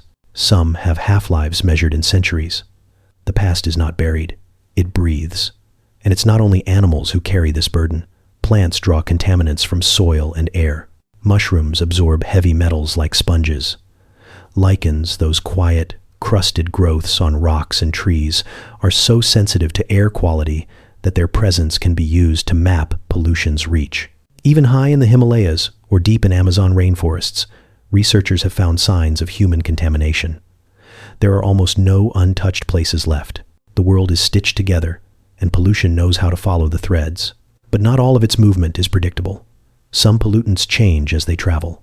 Sunlight can transform them. Microbes can metabolize them, sometimes into even more dangerous compounds. A pesticide sprayed on a crop might become harmless in the soil, or it might linger, drift, and settle elsewhere in a new form. Storms stir up sediments where pollutants have settled, re-releasing them into circulation. Wildfires can unlock decades of stored toxins from trees and soils, sending them back into the air in a single blaze. Pollution is not a fixed thing. It evolves, moves, hides, and reappears. Even our own bodies bear witness to its reach. Studies have found microplastics in human blood, in the deep tissue of lungs, in placentas, flame retardants used. In furniture show up in breast milk. PFAS, forever chemicals used in waterproof coatings and non-stick pans, have been found in rainwater across the globe. These substances are not just around us, they are within us. We are, in small and involuntary ways, ecosystems too. And yet, the story of pollution is not only one of damage, it is also a story of discovery, of tracing invisible lines, of learning how the planet connects and responds. It is a mirror held up to our industries, our habits, our choices, and it offers a strange kind of map, one that shows how deeply we are embedded in the systems we shape and how far our shadows reach. Because nothing exists in isolation. Not a fish, not a forest, not a molecule of mercury drifting on the breeze. We live in a world where the smallest acts ripple outward, carried by water, air, and time. And the path of pollution, strange, winding, unseen, is also a reminder. We are more connected than we think. Water is never still for long. Even when it rests in a lake or pools in the bend of a quiet river, even when it freezes into a glacier or clings as dew on the edge of a leaf, it is only pausing, waiting, because water walks. It travels in loops that stretch across continents and centuries, rising as vapor from an ocean, falling as snow onto a mountain, carving through stone, slipping beneath the roots of forests, climbing back into the sky through the lungs of trees. It moves with a grace so patient we rarely see it for what it is, a restless, eternal traveler, looping through every living thing. A single raindrop that falls on your skin might have once been part of a glacier in the Andes, or a cloud above the Congo, or the breath of a whale surfacing in the Pacific. It may have risen from the cracked red soil of the outback, or from the petal of a lotus in a forgotten temple pond. The same molecules pass through time, shared and reshaped again and again. There is no new water. The world simply keeps recycling the old through storm and stream, through root and blood, through sky and soil. When sunlight touches the surface of the sea, it pulls water upward into vapor, invisible and buoyant, rising into the atmosphere to join the sky's great migrations. Some of that vapor will condense into clouds, ephemeral islands, drifting on wind currents, casting shadows on the land. Others will fall quickly as rain, but some may linger for weeks, circling the planet, waiting for just the right collision of pressure and temperature to come down again as snow or drizzle or hail. Each raindrop carries a history written in isotopes, a fingerprint of where it came from and how it moved. Once it lands, its journey truly begins. Rain that falls onto a forest may trickle down bark, sink into moss, or be caught in the open mouths of leaves. Some is absorbed by roots and drawn upward, cell by cell, through the vascular highways of a tree, rising all the way to the canopy. There, in the heat of the day, it exits through the leaves as vapor once more, a process called transpiration. In a dense rainforest, this breathing of trees is not just background, it is climate. It feeds the clouds that make the rain that feeds the forest again. A loop of breath and green. Other droplets seep deeper. They pass through layers of soil, carrying minerals with them, filtering through stone until they reach underground. Aquifers, ancient reservoirs of water stored over millennia. Some of it may stay there for thousands of years, slowly moving beneath deserts and mountains, far below the surface. Other water finds its way into rivers, joining currents that twist through valleys and floodplains, looping across the land before spilling back into the sea. But even here, in the ocean, water is not home. It rises again, drawn upward by heat, by motion, by wind. Salt is left behind. The vapor climbs, starting the journey once more. And in this endless cycling, water carries more than itself. It ferries heat, balancing temperature across hemispheres. It transports nutrients, picking up iron from dust and nitrogen from soil, feeding algae blooms and bacterial colonies far from shore. It dissolves oxygen for fish to breathe. It holds memory of pollution, of volcanic ash, of the slow grinding of time. And within us, too, water moves. We are mostly water rivers, with skin, walking bundles of tide and current.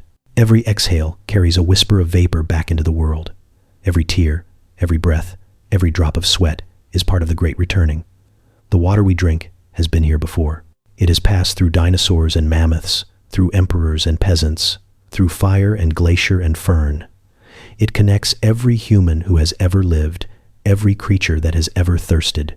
And yet, it is not only the grand movements that matter. Sometimes, water waits.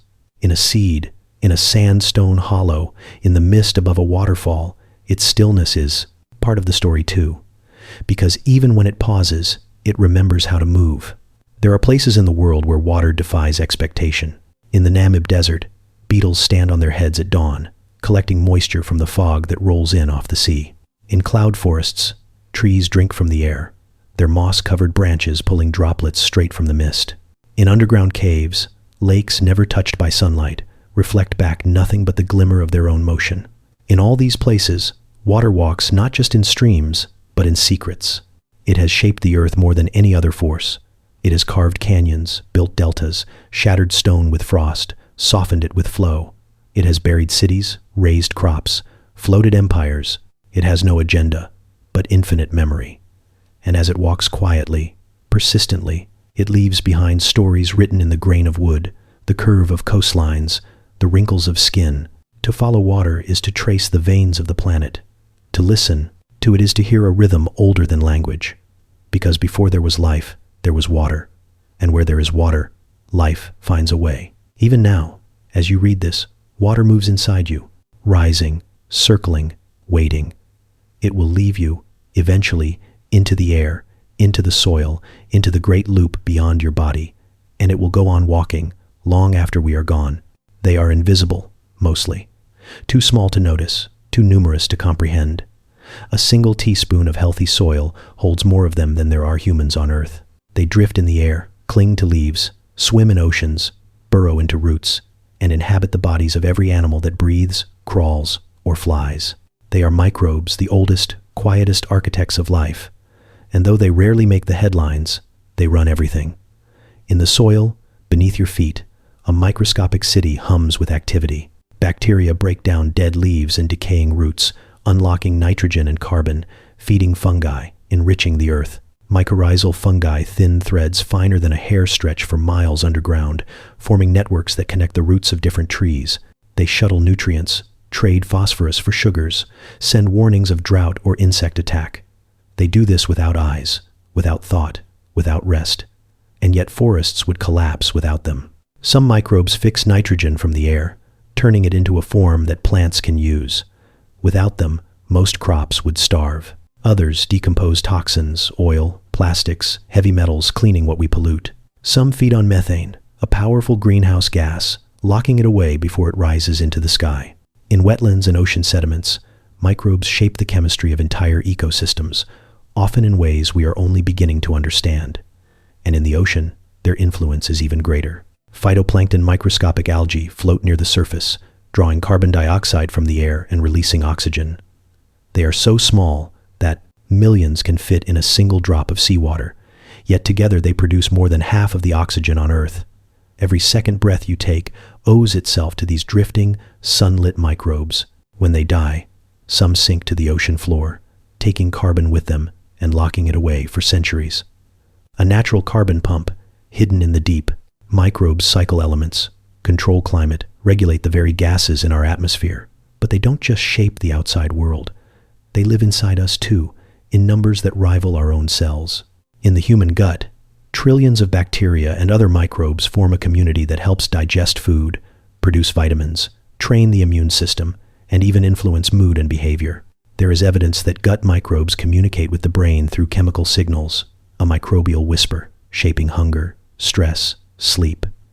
Each of us carries a personal ecosystem, and though it's easy to imagine ourselves as individuals, we are in truth walking colonies, hosting thousands of species that affect our health in ways science is still unfolding. When we eat, we feed them. When we take antibiotics, we lose some of them, sometimes with lasting effects. They influence how we respond to medicine, how we fight disease, how we age. Their balance matters. Disrupt it, and the consequences ripple. But humans aren't the only ones with microbial allies. Cows and deer rely on microbes in their stomachs to digest tough grasses. Termites couldn't eat wood without their microbial symbionts. Coral reefs depend on a delicate balance of algae and bacteria that help regulate nutrients and protect against pathogens. Even deep-sea creatures at hydrothermal vents, living in darkness and extreme heat, survive only because microbes around them convert volcanic chemicals into usable energy. Life, it seems, doesn't just adapt to microbes, it is built on them. And still, most microbial life remains unknown. Scientists estimate that 99% of microbial species have never been cultured in a lab. We know they exist from genetic traces, from patterns in ecosystems, from the shadows they leave behind. But their names, behaviors, relationships all remain largely invisible. Like stars behind clouds, they shape the sky even when unseen. Sometimes, their power is more dramatic. A single bacterium in the wrong place can cause disease, shut down organs, collapse systems. But these moments are rare compared to the vast, quiet support microbes provide. They are not here to hurt. They are here to function, to recycle, to restore. Their gift is balance. And yet, balance can break. Human actions, pollution, deforestation, agriculture alter microbial communities in the soil, in rivers, in oceans. Antibiotic overuse drives resistance. Monoculture crops strip microbial diversity. Climate change warms waters, disrupts cycles, and pushes delicate systems into chaos. When we harm microbes, we unravel the web beneath our feet, but the reverse is also true. When we restore ecosystems, rewild landscapes, clean rivers, reduce chemical use, microbes return, soil heals, forests regrow, oxygen rises, carbon sinks. A resilience older than stone begins to rebuild itself. Microbes do not hold grudges. They simply do the work, again and again.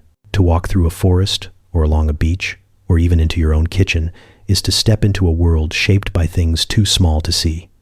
They outnumber us, outlast us, and will likely survive us. They are ancient, older than animals, older than plants, older than oxygen itself. Some have survived in permafrost for tens of thousands of years, only to awaken again with warmth and moisture.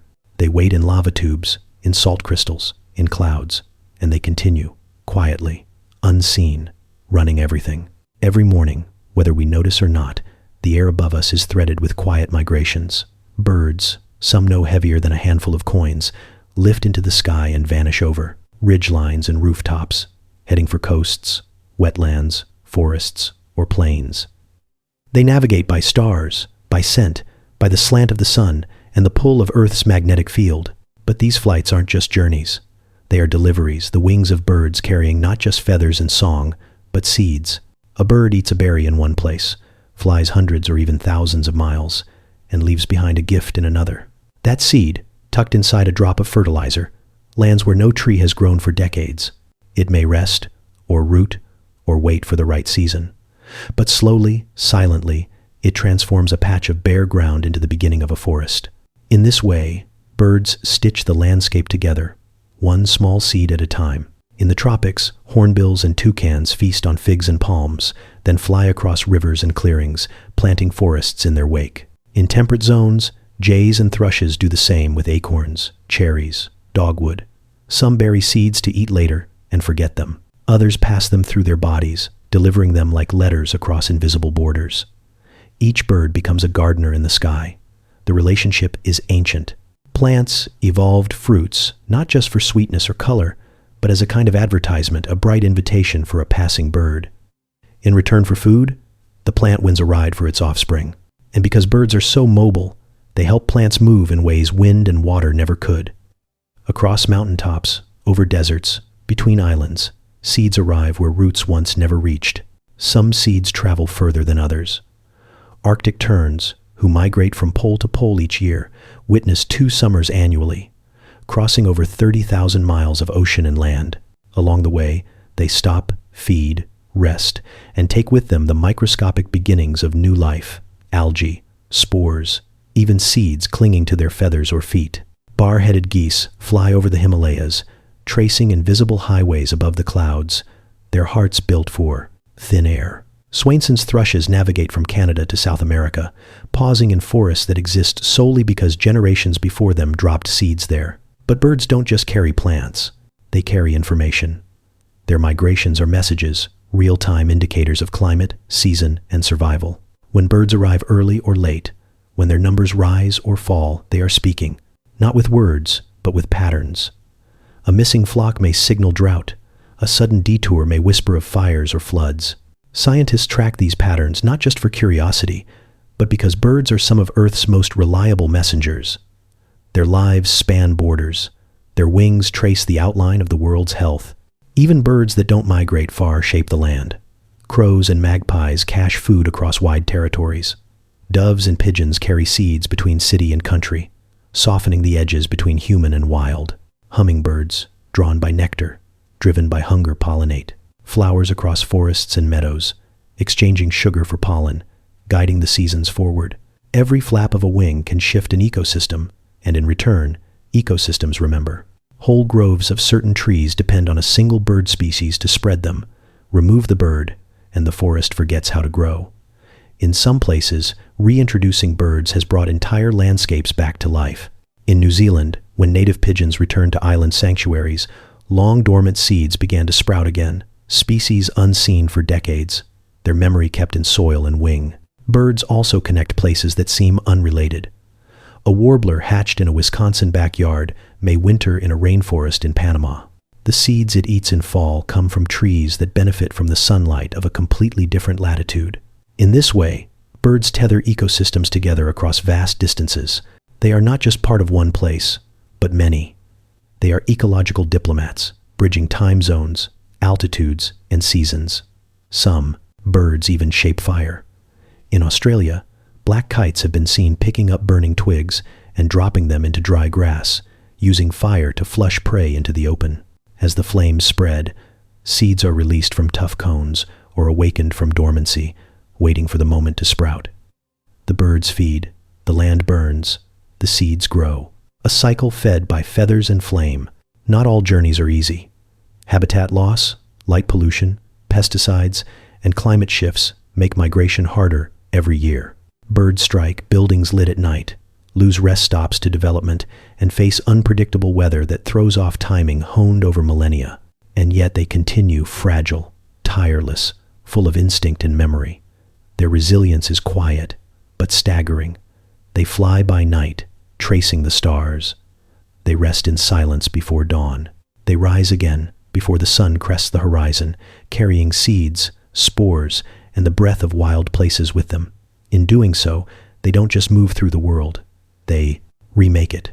They redraw forests, replant flowers, renew meadows. They teach the land how to heal, how to stretch, how to begin again. And when we listen closely to their songs, to their flights, to the soft arrival of a new sapling where no tree had been, we remember what they have always known. That movement is a kind of magic, and that even the smallest traveler can shape the world. They move slowly, but the earth listens when they do. With every step, they press their weight into the soil, cracking branches, parting grass, disturbing insects, and nudging seeds into motion. Giants, not the kind from myth or storybook, but real ones, with thick hides, long tusks, and rumbling bellies, reshape the land, not through tools or machines, but through presence. Elephants in savannas, bison on prairies, hippos in rivers. They are gardeners of the wild, sculptors of ecosystems, with nothing but their size and their habits. An elephant can push over a tree without strain, tearing through the bark and sending sunlight spilling into what was once deep shade. The gap it creates becomes a nursery. Grasses rush to fill it, shrubs take root, butterflies return, grazers follow. The landscape breathes differently with each tree fall, not as a wound, but as renewal. The forest doesn't suffer from the loss. It adjusts, learns, grows again in a new shape, made possible by the passing of something much larger. They eat constantly, methodically, and with very little subtlety. Elephants strip bark from trunks, break off branches, uproot shrubs to get at their roots. In doing so, they open trails that smaller animals use. They keep thick woods from crowding out open plains. Their dung, dropped in great steaming mounds, is a capsule of half-digested seeds, nutrients, and microbes, a mobile compost pile that germinates new life wherever it lands. Some seeds won't sprout unless they first pass through the gut of a giant. It's not destruction, it's choreography. Without elephants, many African landscapes change. Trees grow too dense, fires behave differently, grasses are shaded out, grazers struggle, predators follow, even birds vanish, their nesting sites choked in thickets. The absence of giants isn't silence, it's suffocation. When they walk the land, things move. When they vanish, things stall. In North America, bison once roamed in numbers so great the earth would tremble beneath them. Their hooves churned the soil, mixing in seeds, opening spaces for water to collect. They grazed in wide swaths, never staying too long, giving grasses a chance to recover and roots to grow deeper. Prairie dogs followed them. So did burrowing owls, foxes, and beetles. Fire moved differently across grazed land, slower, less destructive, more regenerative. Where bison went, the prairie stayed alive. Even their dust baths great, writhing sessions in dry soil, carved shallow depressions that filled with rainwater. Temporary ponds, breeding grounds for amphibians, drinking spots for deer, microhabitats born of a rolling shoulder and a satisfied grunt. Each wallow became a spark in the prairie's great engine.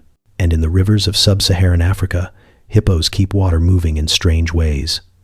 By grazing all night on land and returning to rivers by day, they transport nutrients from savanna to stream. Their dung feeds fish, insects, even aquatic plants. They deepen channels just by their bulk, keeping waterways open during dry seasons. In some stretches of river, the ecology shifts completely. When hippos are present, more algae, more oxygen, more life. Too many, and things can tip. Too few, and the pulse of the river slows. Balance, as always, is delicate. Long ago, similar giants roamed every continent. Mastodons in the Americas, diprotodons in Australia, giant ground sloths, woolly rhinos. They browsed and grazed, stomped and fertilized. They created clearings in forests, trampled paths through tundra, hollowed out wetlands. They carried seeds in their fur, their guts, their hooves. Some trees today still produce fruit, seemingly too large for any animal to eat. Evolutionary ghosts of vanished gardeners who once ate them whole and wandered off, planting orchards in their wake. Without giants, many ecosystems seem to hold their breath. They still function, but more narrowly, less resilient, more vulnerable to change. And now, in some places, scientists are experimenting with rewilding, bringing back large grazers and browsers to restore lost dynamics. Bison in old farmlands, wild horses on steppe grasslands, even robotic elephants, in theory, could mimic certain patterns. But there's something different about the presence of a real, living, breathing creature whose footsteps shape the fate of everything smaller. Because size is not just about strength, it's about reach. Giants move seeds further. They carry nutrients wider. They shape the land not in detail, but in mood. Where they move, there is spaciousness, variation, surprise, a shaded hollow here, a new pond there. They don't plan it. They simply live, and the world rearranges around them. They don't move quickly, but they don't need to. They have time. A bison can graze for hours without rush. An elephant can stand in the same patch of shade for half a day, swaying, thinking. A hippo can sink into the same pool every dusk, like a ritual. Their lives are patient. Their changes are slow. But across decades, centuries, these movements are what sculpt landscapes. We tend to think of ecosystems as shaped by weather, by fire, by erosion, but many are also shaped by feet, by the quiet press of weight, by the slow churn of muscle and intention. When giants pass, they leave more than tracks. They leave permission for everything else to grow. In the stillness of a summer field, a butterfly unfolds its wings. For a moment, nothing happens. Then sunlight catches the scales along its surface, and what seemed muted becomes a flare of impossible color. Blues that don't exist in pigment, only in structure. Oranges that burn like distant fire. Dots, stripes, lines that curve and pulse with meaning. It is beautiful, yes. But more than that, it is information. In nature, beauty is not a luxury. It's a message. Colors speak, patterns warn. Scents trail through the air like whispers between organisms. What we call beauty is often a strategy, one shaped by millions of years of pressure, trial, and fragile balance. A flower does not bloom just to be seen. It blooms to be found, to be visited by bees or hummingbirds or beetles who, in return for nectar, will carry its pollen to another blossom miles away. The color is a flag. The scent is a lure. Together, they are a form of language. Some flowers time their scent to the hour. Morning blooms might smell sweet and citrus bright to match the preferences of bees. Night blooms, pale and ghost-like, release muskier perfumes to attract moths or bats. Orchids in the jungle evolve fragrances tuned to a single insect's memory. A rose might charm us with its scent, but to a bee, the true invitation lies in the ultraviolet, invisible to us, but glowing with directional lines that say, "Here is the center, come closer." Insects see in spectrums we don't. What to us is a yellow petal may to them be streaked with ultraviolet pathways, a radiant runway guiding their landing. Even within a single species of butterfly, the scales on the wings are not just decorative, but designed tiny plates arranged to bend light in precise ways. Some shine metallic, others matte. Some shimmer only at certain angles. These are signals to mates, to rivals, to predators. A poison dart frog flashes neon blue, green, or red in the dim rainforest undergrowth. It doesn't blend in. It doesn't hide. But that's the point. Its body contains toxins that could paralyze or kill, and its bright skin tells the world, "I am dangerous." A lesson remembered by every predator that learned it the hard way. This kind of warning coloration called aposematism is not just protection, it's efficiency. Why waste time defending yourself if you can convince the world not to touch you in the first place? Some creatures fake it.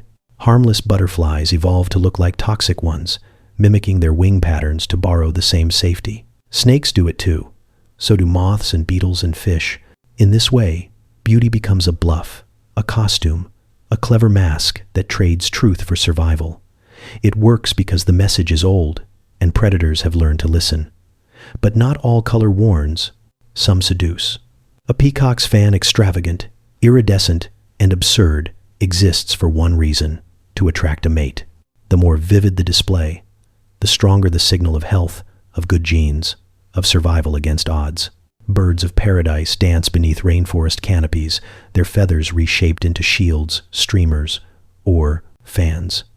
They perform rituals passed down through instinct, each step rehearsed in silence.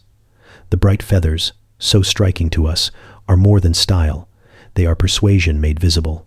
In coral reefs, color is everywhere. Fish shimmer in patterns of electric blue and deep yellow, weaving among anemones, algae, and the coral itself. The brightness serves many roles: camouflage in a kaleidoscope world, warnings to rivals, flashes to mates. But sometimes, color is used simply to confuse. A dot near the tail to look like an eye. Stripes to break up the body's shape. Movement that dazzles.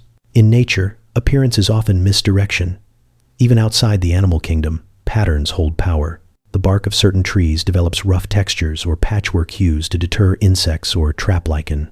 Leaves shift their angle throughout the day, their surfaces adapting to sunlight, sometimes even changing color in response to stress.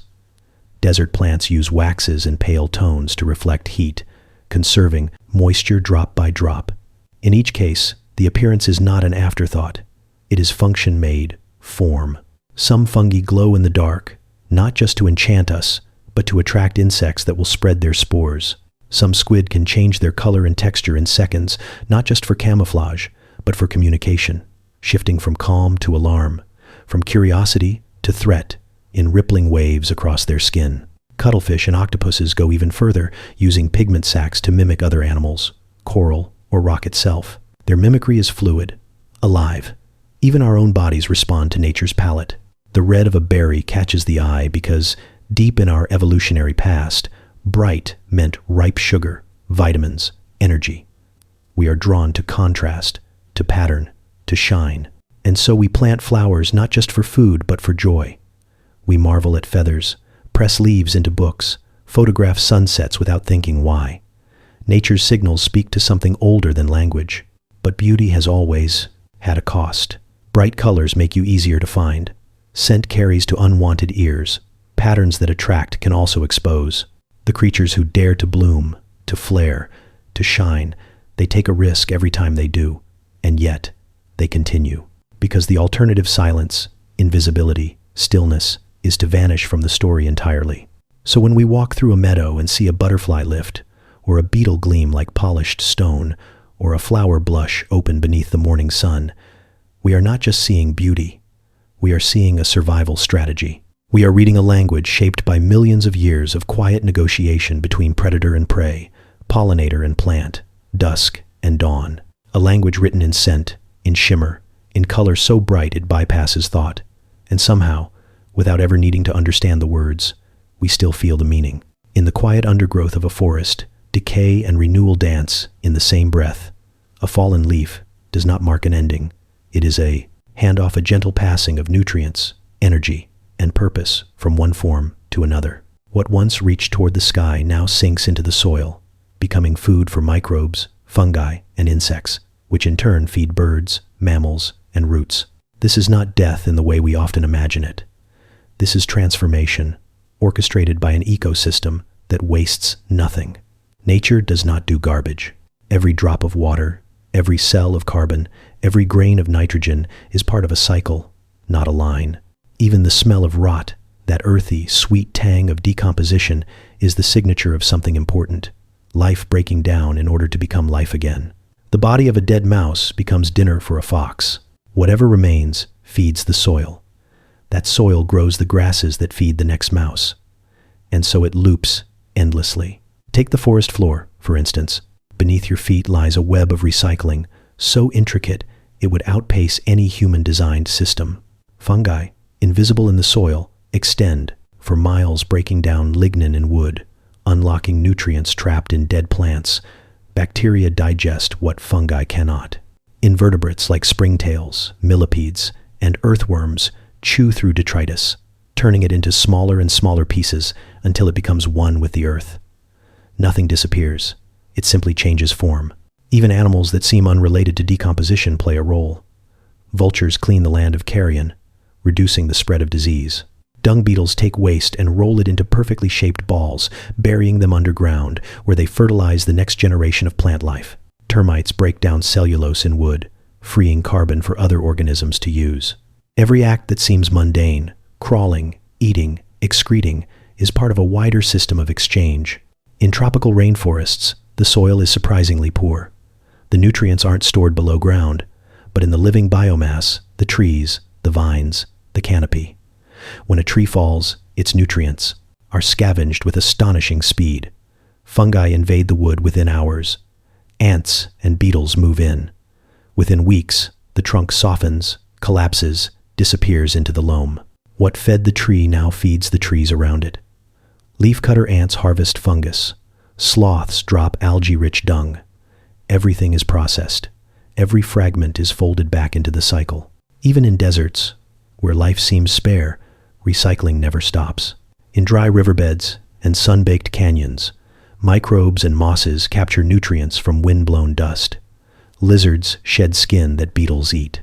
Plants drop leaves that are consumed by termites, who return the nitrogen to the soil. The process is slower, but no less efficient. Scarcity sharpens the system, and in the oceans, recycling happens at a planetary scale. Plankton, though tiny, drive the global carbon cycle. When they die, their bodies drift down in a slow snow, feeding creatures of the deep.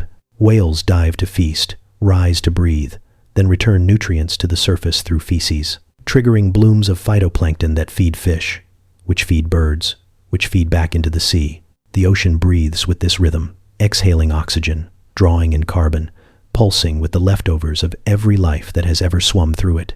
Even the air we breathe is borrowed. Plants absorb carbon dioxide, releasing oxygen in return. Animals inhale that oxygen and exhale carbon dioxide again. This mutual exchange is an agreement older than language, invisible but essential. Our breath is part of the system. Our bodies, 2 skin cells flake off, hair falls, blood is spilled. All of it becomes matter for something else to use. The boundary between body and world is porous, temporary. Nature's recycling isn't only about molecules. Energy flows too, from sunlight captured in leaves, to sugars carried through stems, to fruits eaten by animals, to motion, to heat, to rest. At each step, something is lost, but something is gained. Efficiency isn't perfection, it's balance. And in the wild, balance is maintained not by control, but by participation. Everyone contributes, even if they don't realize it. The decomposition of a single tree can feed an entire network of organisms. The waste from one animal becomes the shelter of another. Even storms and fires play their role, clearing dead matter, sparking germination, releasing locked nutrients. Nothing is too damaged, too spent, too ruined to be useful. In the ecological sense, there is no such thing as an end, and this system is self-healing. When an imbalance occurs, too much waste, too little decay, feedback loops emerge, populations adjust, scavengers thrive, fungi bloom. Slowly, the cycle corrects itself, not with intention, but with momentum. Life begets, death begets life again, not in a straight line, but in a spiral. We are part of this cycle, whether we act like it or not. Our bodies, our waste, our breath, our footsteps, all eventually rejoin the loop. For a long time, modern civilization tried to step outside of it. We built landfills, buried toxins, created materials that would never rot.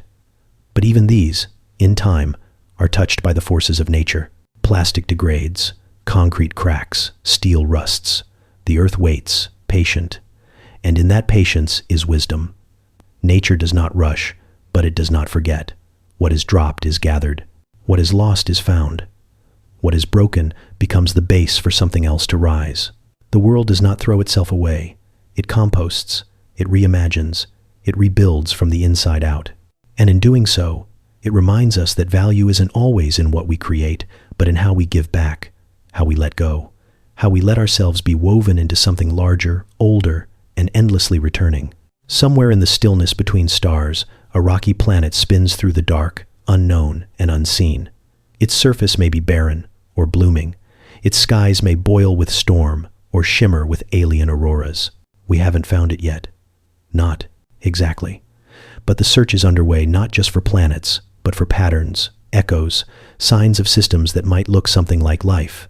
And here, the lessons of Earth become our guide. Because to imagine ecology beyond Earth, we must first understand the brilliance of the one we live inside. Ecology is not a trait of Earth alone.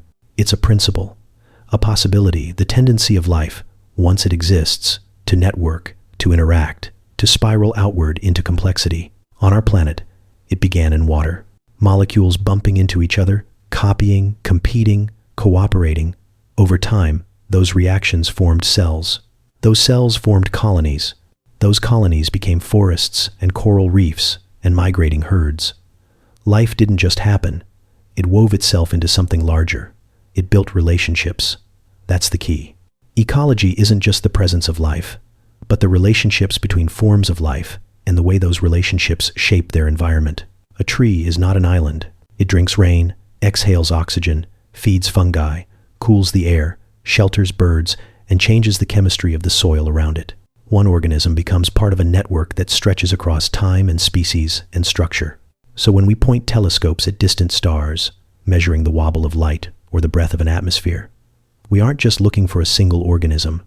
We're listening for a system, for cycles of gases that suggest photosynthesis, for heat patterns that suggest seasons, for chemical anomalies that suggest metabolism, exchange, memory. These signs, subtle as they are, hint not just at life but at interaction. And interaction is where ecology begins.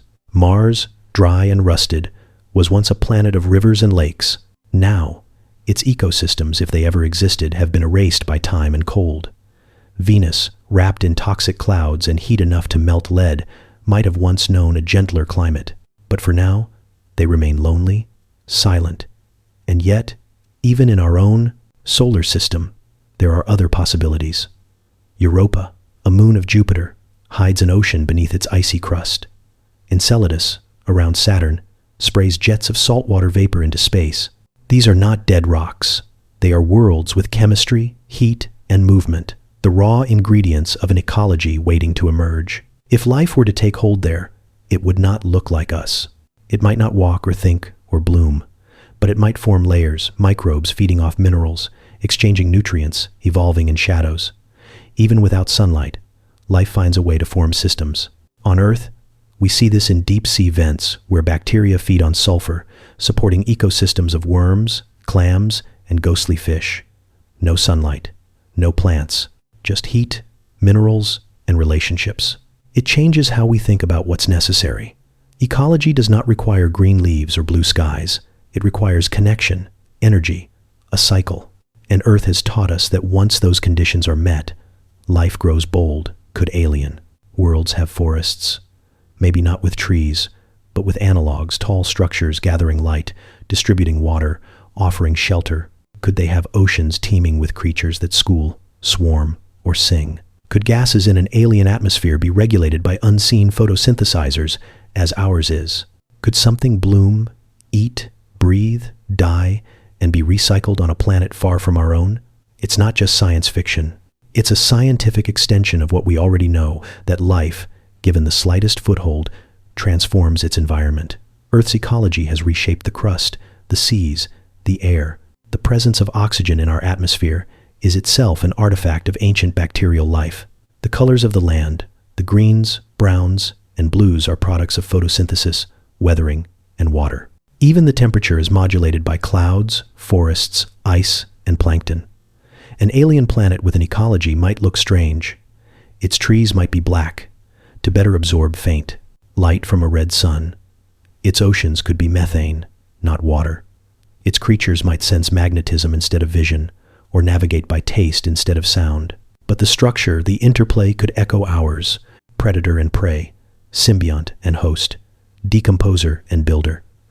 The patterns of ecology are not unique to Earth. They are outcomes of systems that self-organize, self-sustain, and respond to change. Ecology teaches us something profound, that life is not isolated, it is collective. It builds on itself. It adjusts. It adapts not just to survive, but to cooperate, to entangle, to evolve in tandem with its surroundings. If we ever find evidence of ecosystems beyond Earth, we may not recognize it at first. It might not send a signal, or build cities, or call out to the stars. But it will leave fingerprints in chemical ratios, in planetary rhythms, in the quiet order of things that are alive together. And if no other world carries life, if we are the only ecology in a sea of silence, then our responsibility becomes even greater. We are not separate from Earth's systems. We are woven into them. Our breath, our food, our energy, all of it passes through cycles we barely control but wholly depend upon.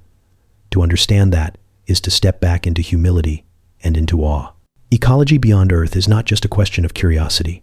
It is a mirror, helping us see our planet more clearly, helping us imagine what else might be possible in the great unfolding silence between the stars. The collapse begins quietly, not with an explosion or a scream, but with absence. A bird that doesn't return in spring, a tree that flowers too early or not at all, an insect that fails to hatch. It doesn't look like disaster, not at first. It looks like a thinning, a soft vanishing at the edges. But underneath, the web is loosening, connections are snapping, and the silence begins to grow.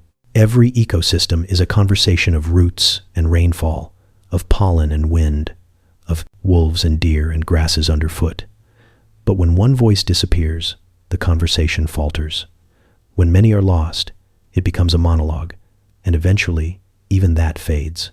In the tall grass prairies of North America, fire once moved like breath across the land, stirred by lightning and bison hooves, clearing dead matter and coaxing seeds to wake. Birds nested in the recovering ash. Flowers bloomed in succession, each waiting their turn.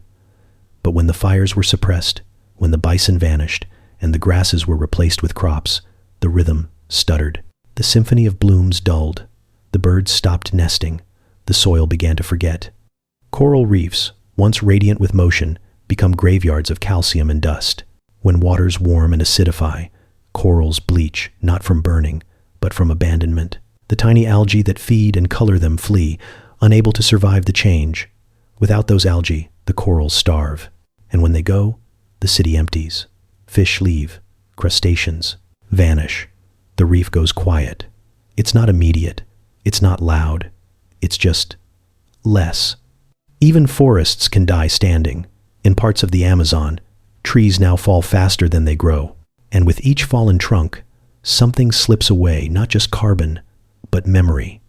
The insects that depended on that bark, the birds that nested in its limbs, the fungus that lived in its roots, the fruit it would have dropped next season, uneaten now, unneeded.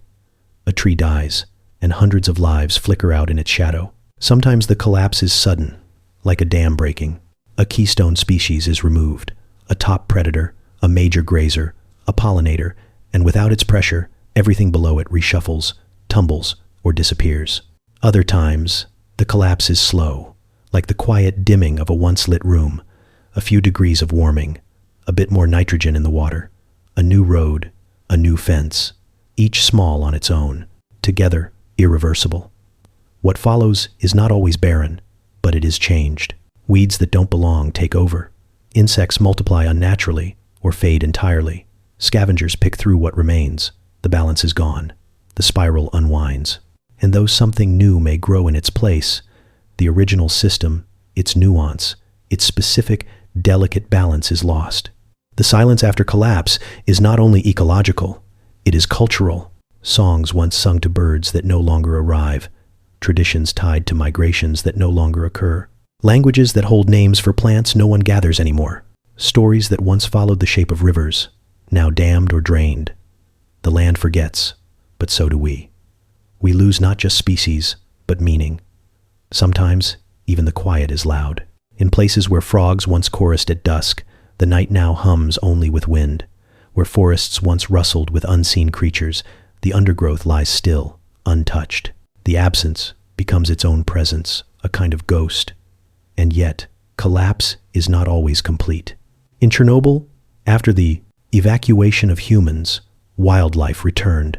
Wolves, boar, elk, cautious, strange, but present. In the ruins of abandoned buildings, swallows nest. Trees break through concrete. It is not a restoration. The radiation lingers. The silence holds its shape. But life, in its unruly defiance, begins to stitch around the wound. In some collapsed systems, the pieces remain scattered, waiting for the right sequence of events to begin again. Seeds lie dormant in scorched soil. Fungal networks stretch unseen beneath poisoned ground. A single beaver, returning to a stream, can trigger a cascade of return, slowing water, inviting plants, drawing insects, attracting birds. Recovery is not guaranteed, but it is possible. Not always to what was, but to something. Still, many collapses do not turn back. There are lakes where nothing grows, fields where nothing nests, oceans where nothing sings. And these are not just scientific losses. They are silences in the collective story of life. What happens when an ecosystem dies is not always visible. The sun still rises, the clouds still move, but the breath of the place is gone. The rhythm is broken, and the world, once so full of voices, holds its breath, listening for what no longer answers. Hope is not a feeling, not entirely. It's a system one built in layers, over time, by effort, by accidents, by life refusing to give up. And in nature, hope wears the shape of a seed cracking open, of a wolf's paw print in fresh snow, of coral that glows faintly in a place once declared dead. When we speak of ecological loss, it is easy to imagine a one-way path, a downward slope from wildness to silence. But the earth is not a static machine. It is a living mosaic, constantly repairing, improvising, finding new rhythms. Recovery is not theoretical. It is already happening in deserts and deltas, in forests and fish ponds, quietly, steadily, often where we least expect it. In the highlands of Scotland, where centuries of sheep grazing stripped the land down to its bones, trees are returning. Young birch and rowan push up through ancient soil, encouraged by people who dared to imagine a wilder version of their homeland. Beavers have been reintroduced to streams long engineered into stillness, and their dams are reshaping the flow of water, slowing floods, rehydrating peat, calling back dragonflies and otters. In time, entire woodlands will follow.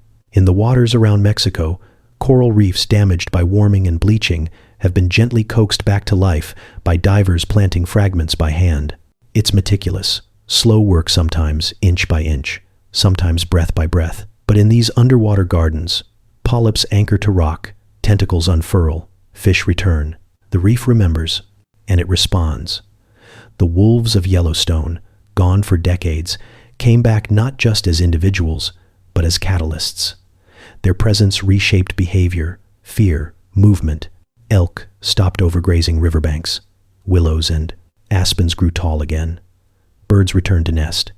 Beavers followed the vegetation. The rivers themselves shifted course, curving gently around new growth. A predator restored a pulse. In Costa Rica, once nearly denuded by agriculture, national parks and community-led reforestation have brought back lush, humming green. Macaws shriek through the canopy again. Frogs call from leaf litter. Jaguars, elusive and heavy with myth, pad silently through the undergrowth. A nation chose trees, and the trees came home. And in the middle of a once barren stretch of India's Brahmaputra River, a single man, Jadav Payeng, began planting saplings as a teenager. Over decades, without fanfare, he created a forest larger than Central Park. Now elephants, rhinos, and tigers live among the trees he raised. It began with one pair of hands, placing roots in soil. It became an entire system. Hope, then, is not abstract. It is photosynthesis and migration. It is soil rebuilt by fungi and dung, beetles. It is legislation that protects, communities that reimagine, and scientists that listen instead of control. Hope is not naive. It acknowledges damage, but it also recognizes momentum that once recovery begins, it ripples outward. Even in cities, green cracks appear. Rooftops host bees, parks shelter foxes, swifts nest under eaves. Some species adapt with astonishing grace, mapping their needs onto ours. Others need help corridors to move, time to recover, places left alone. But when given space, life responds. Ecology teaches us that systems, once broken, don't vanish. They wait.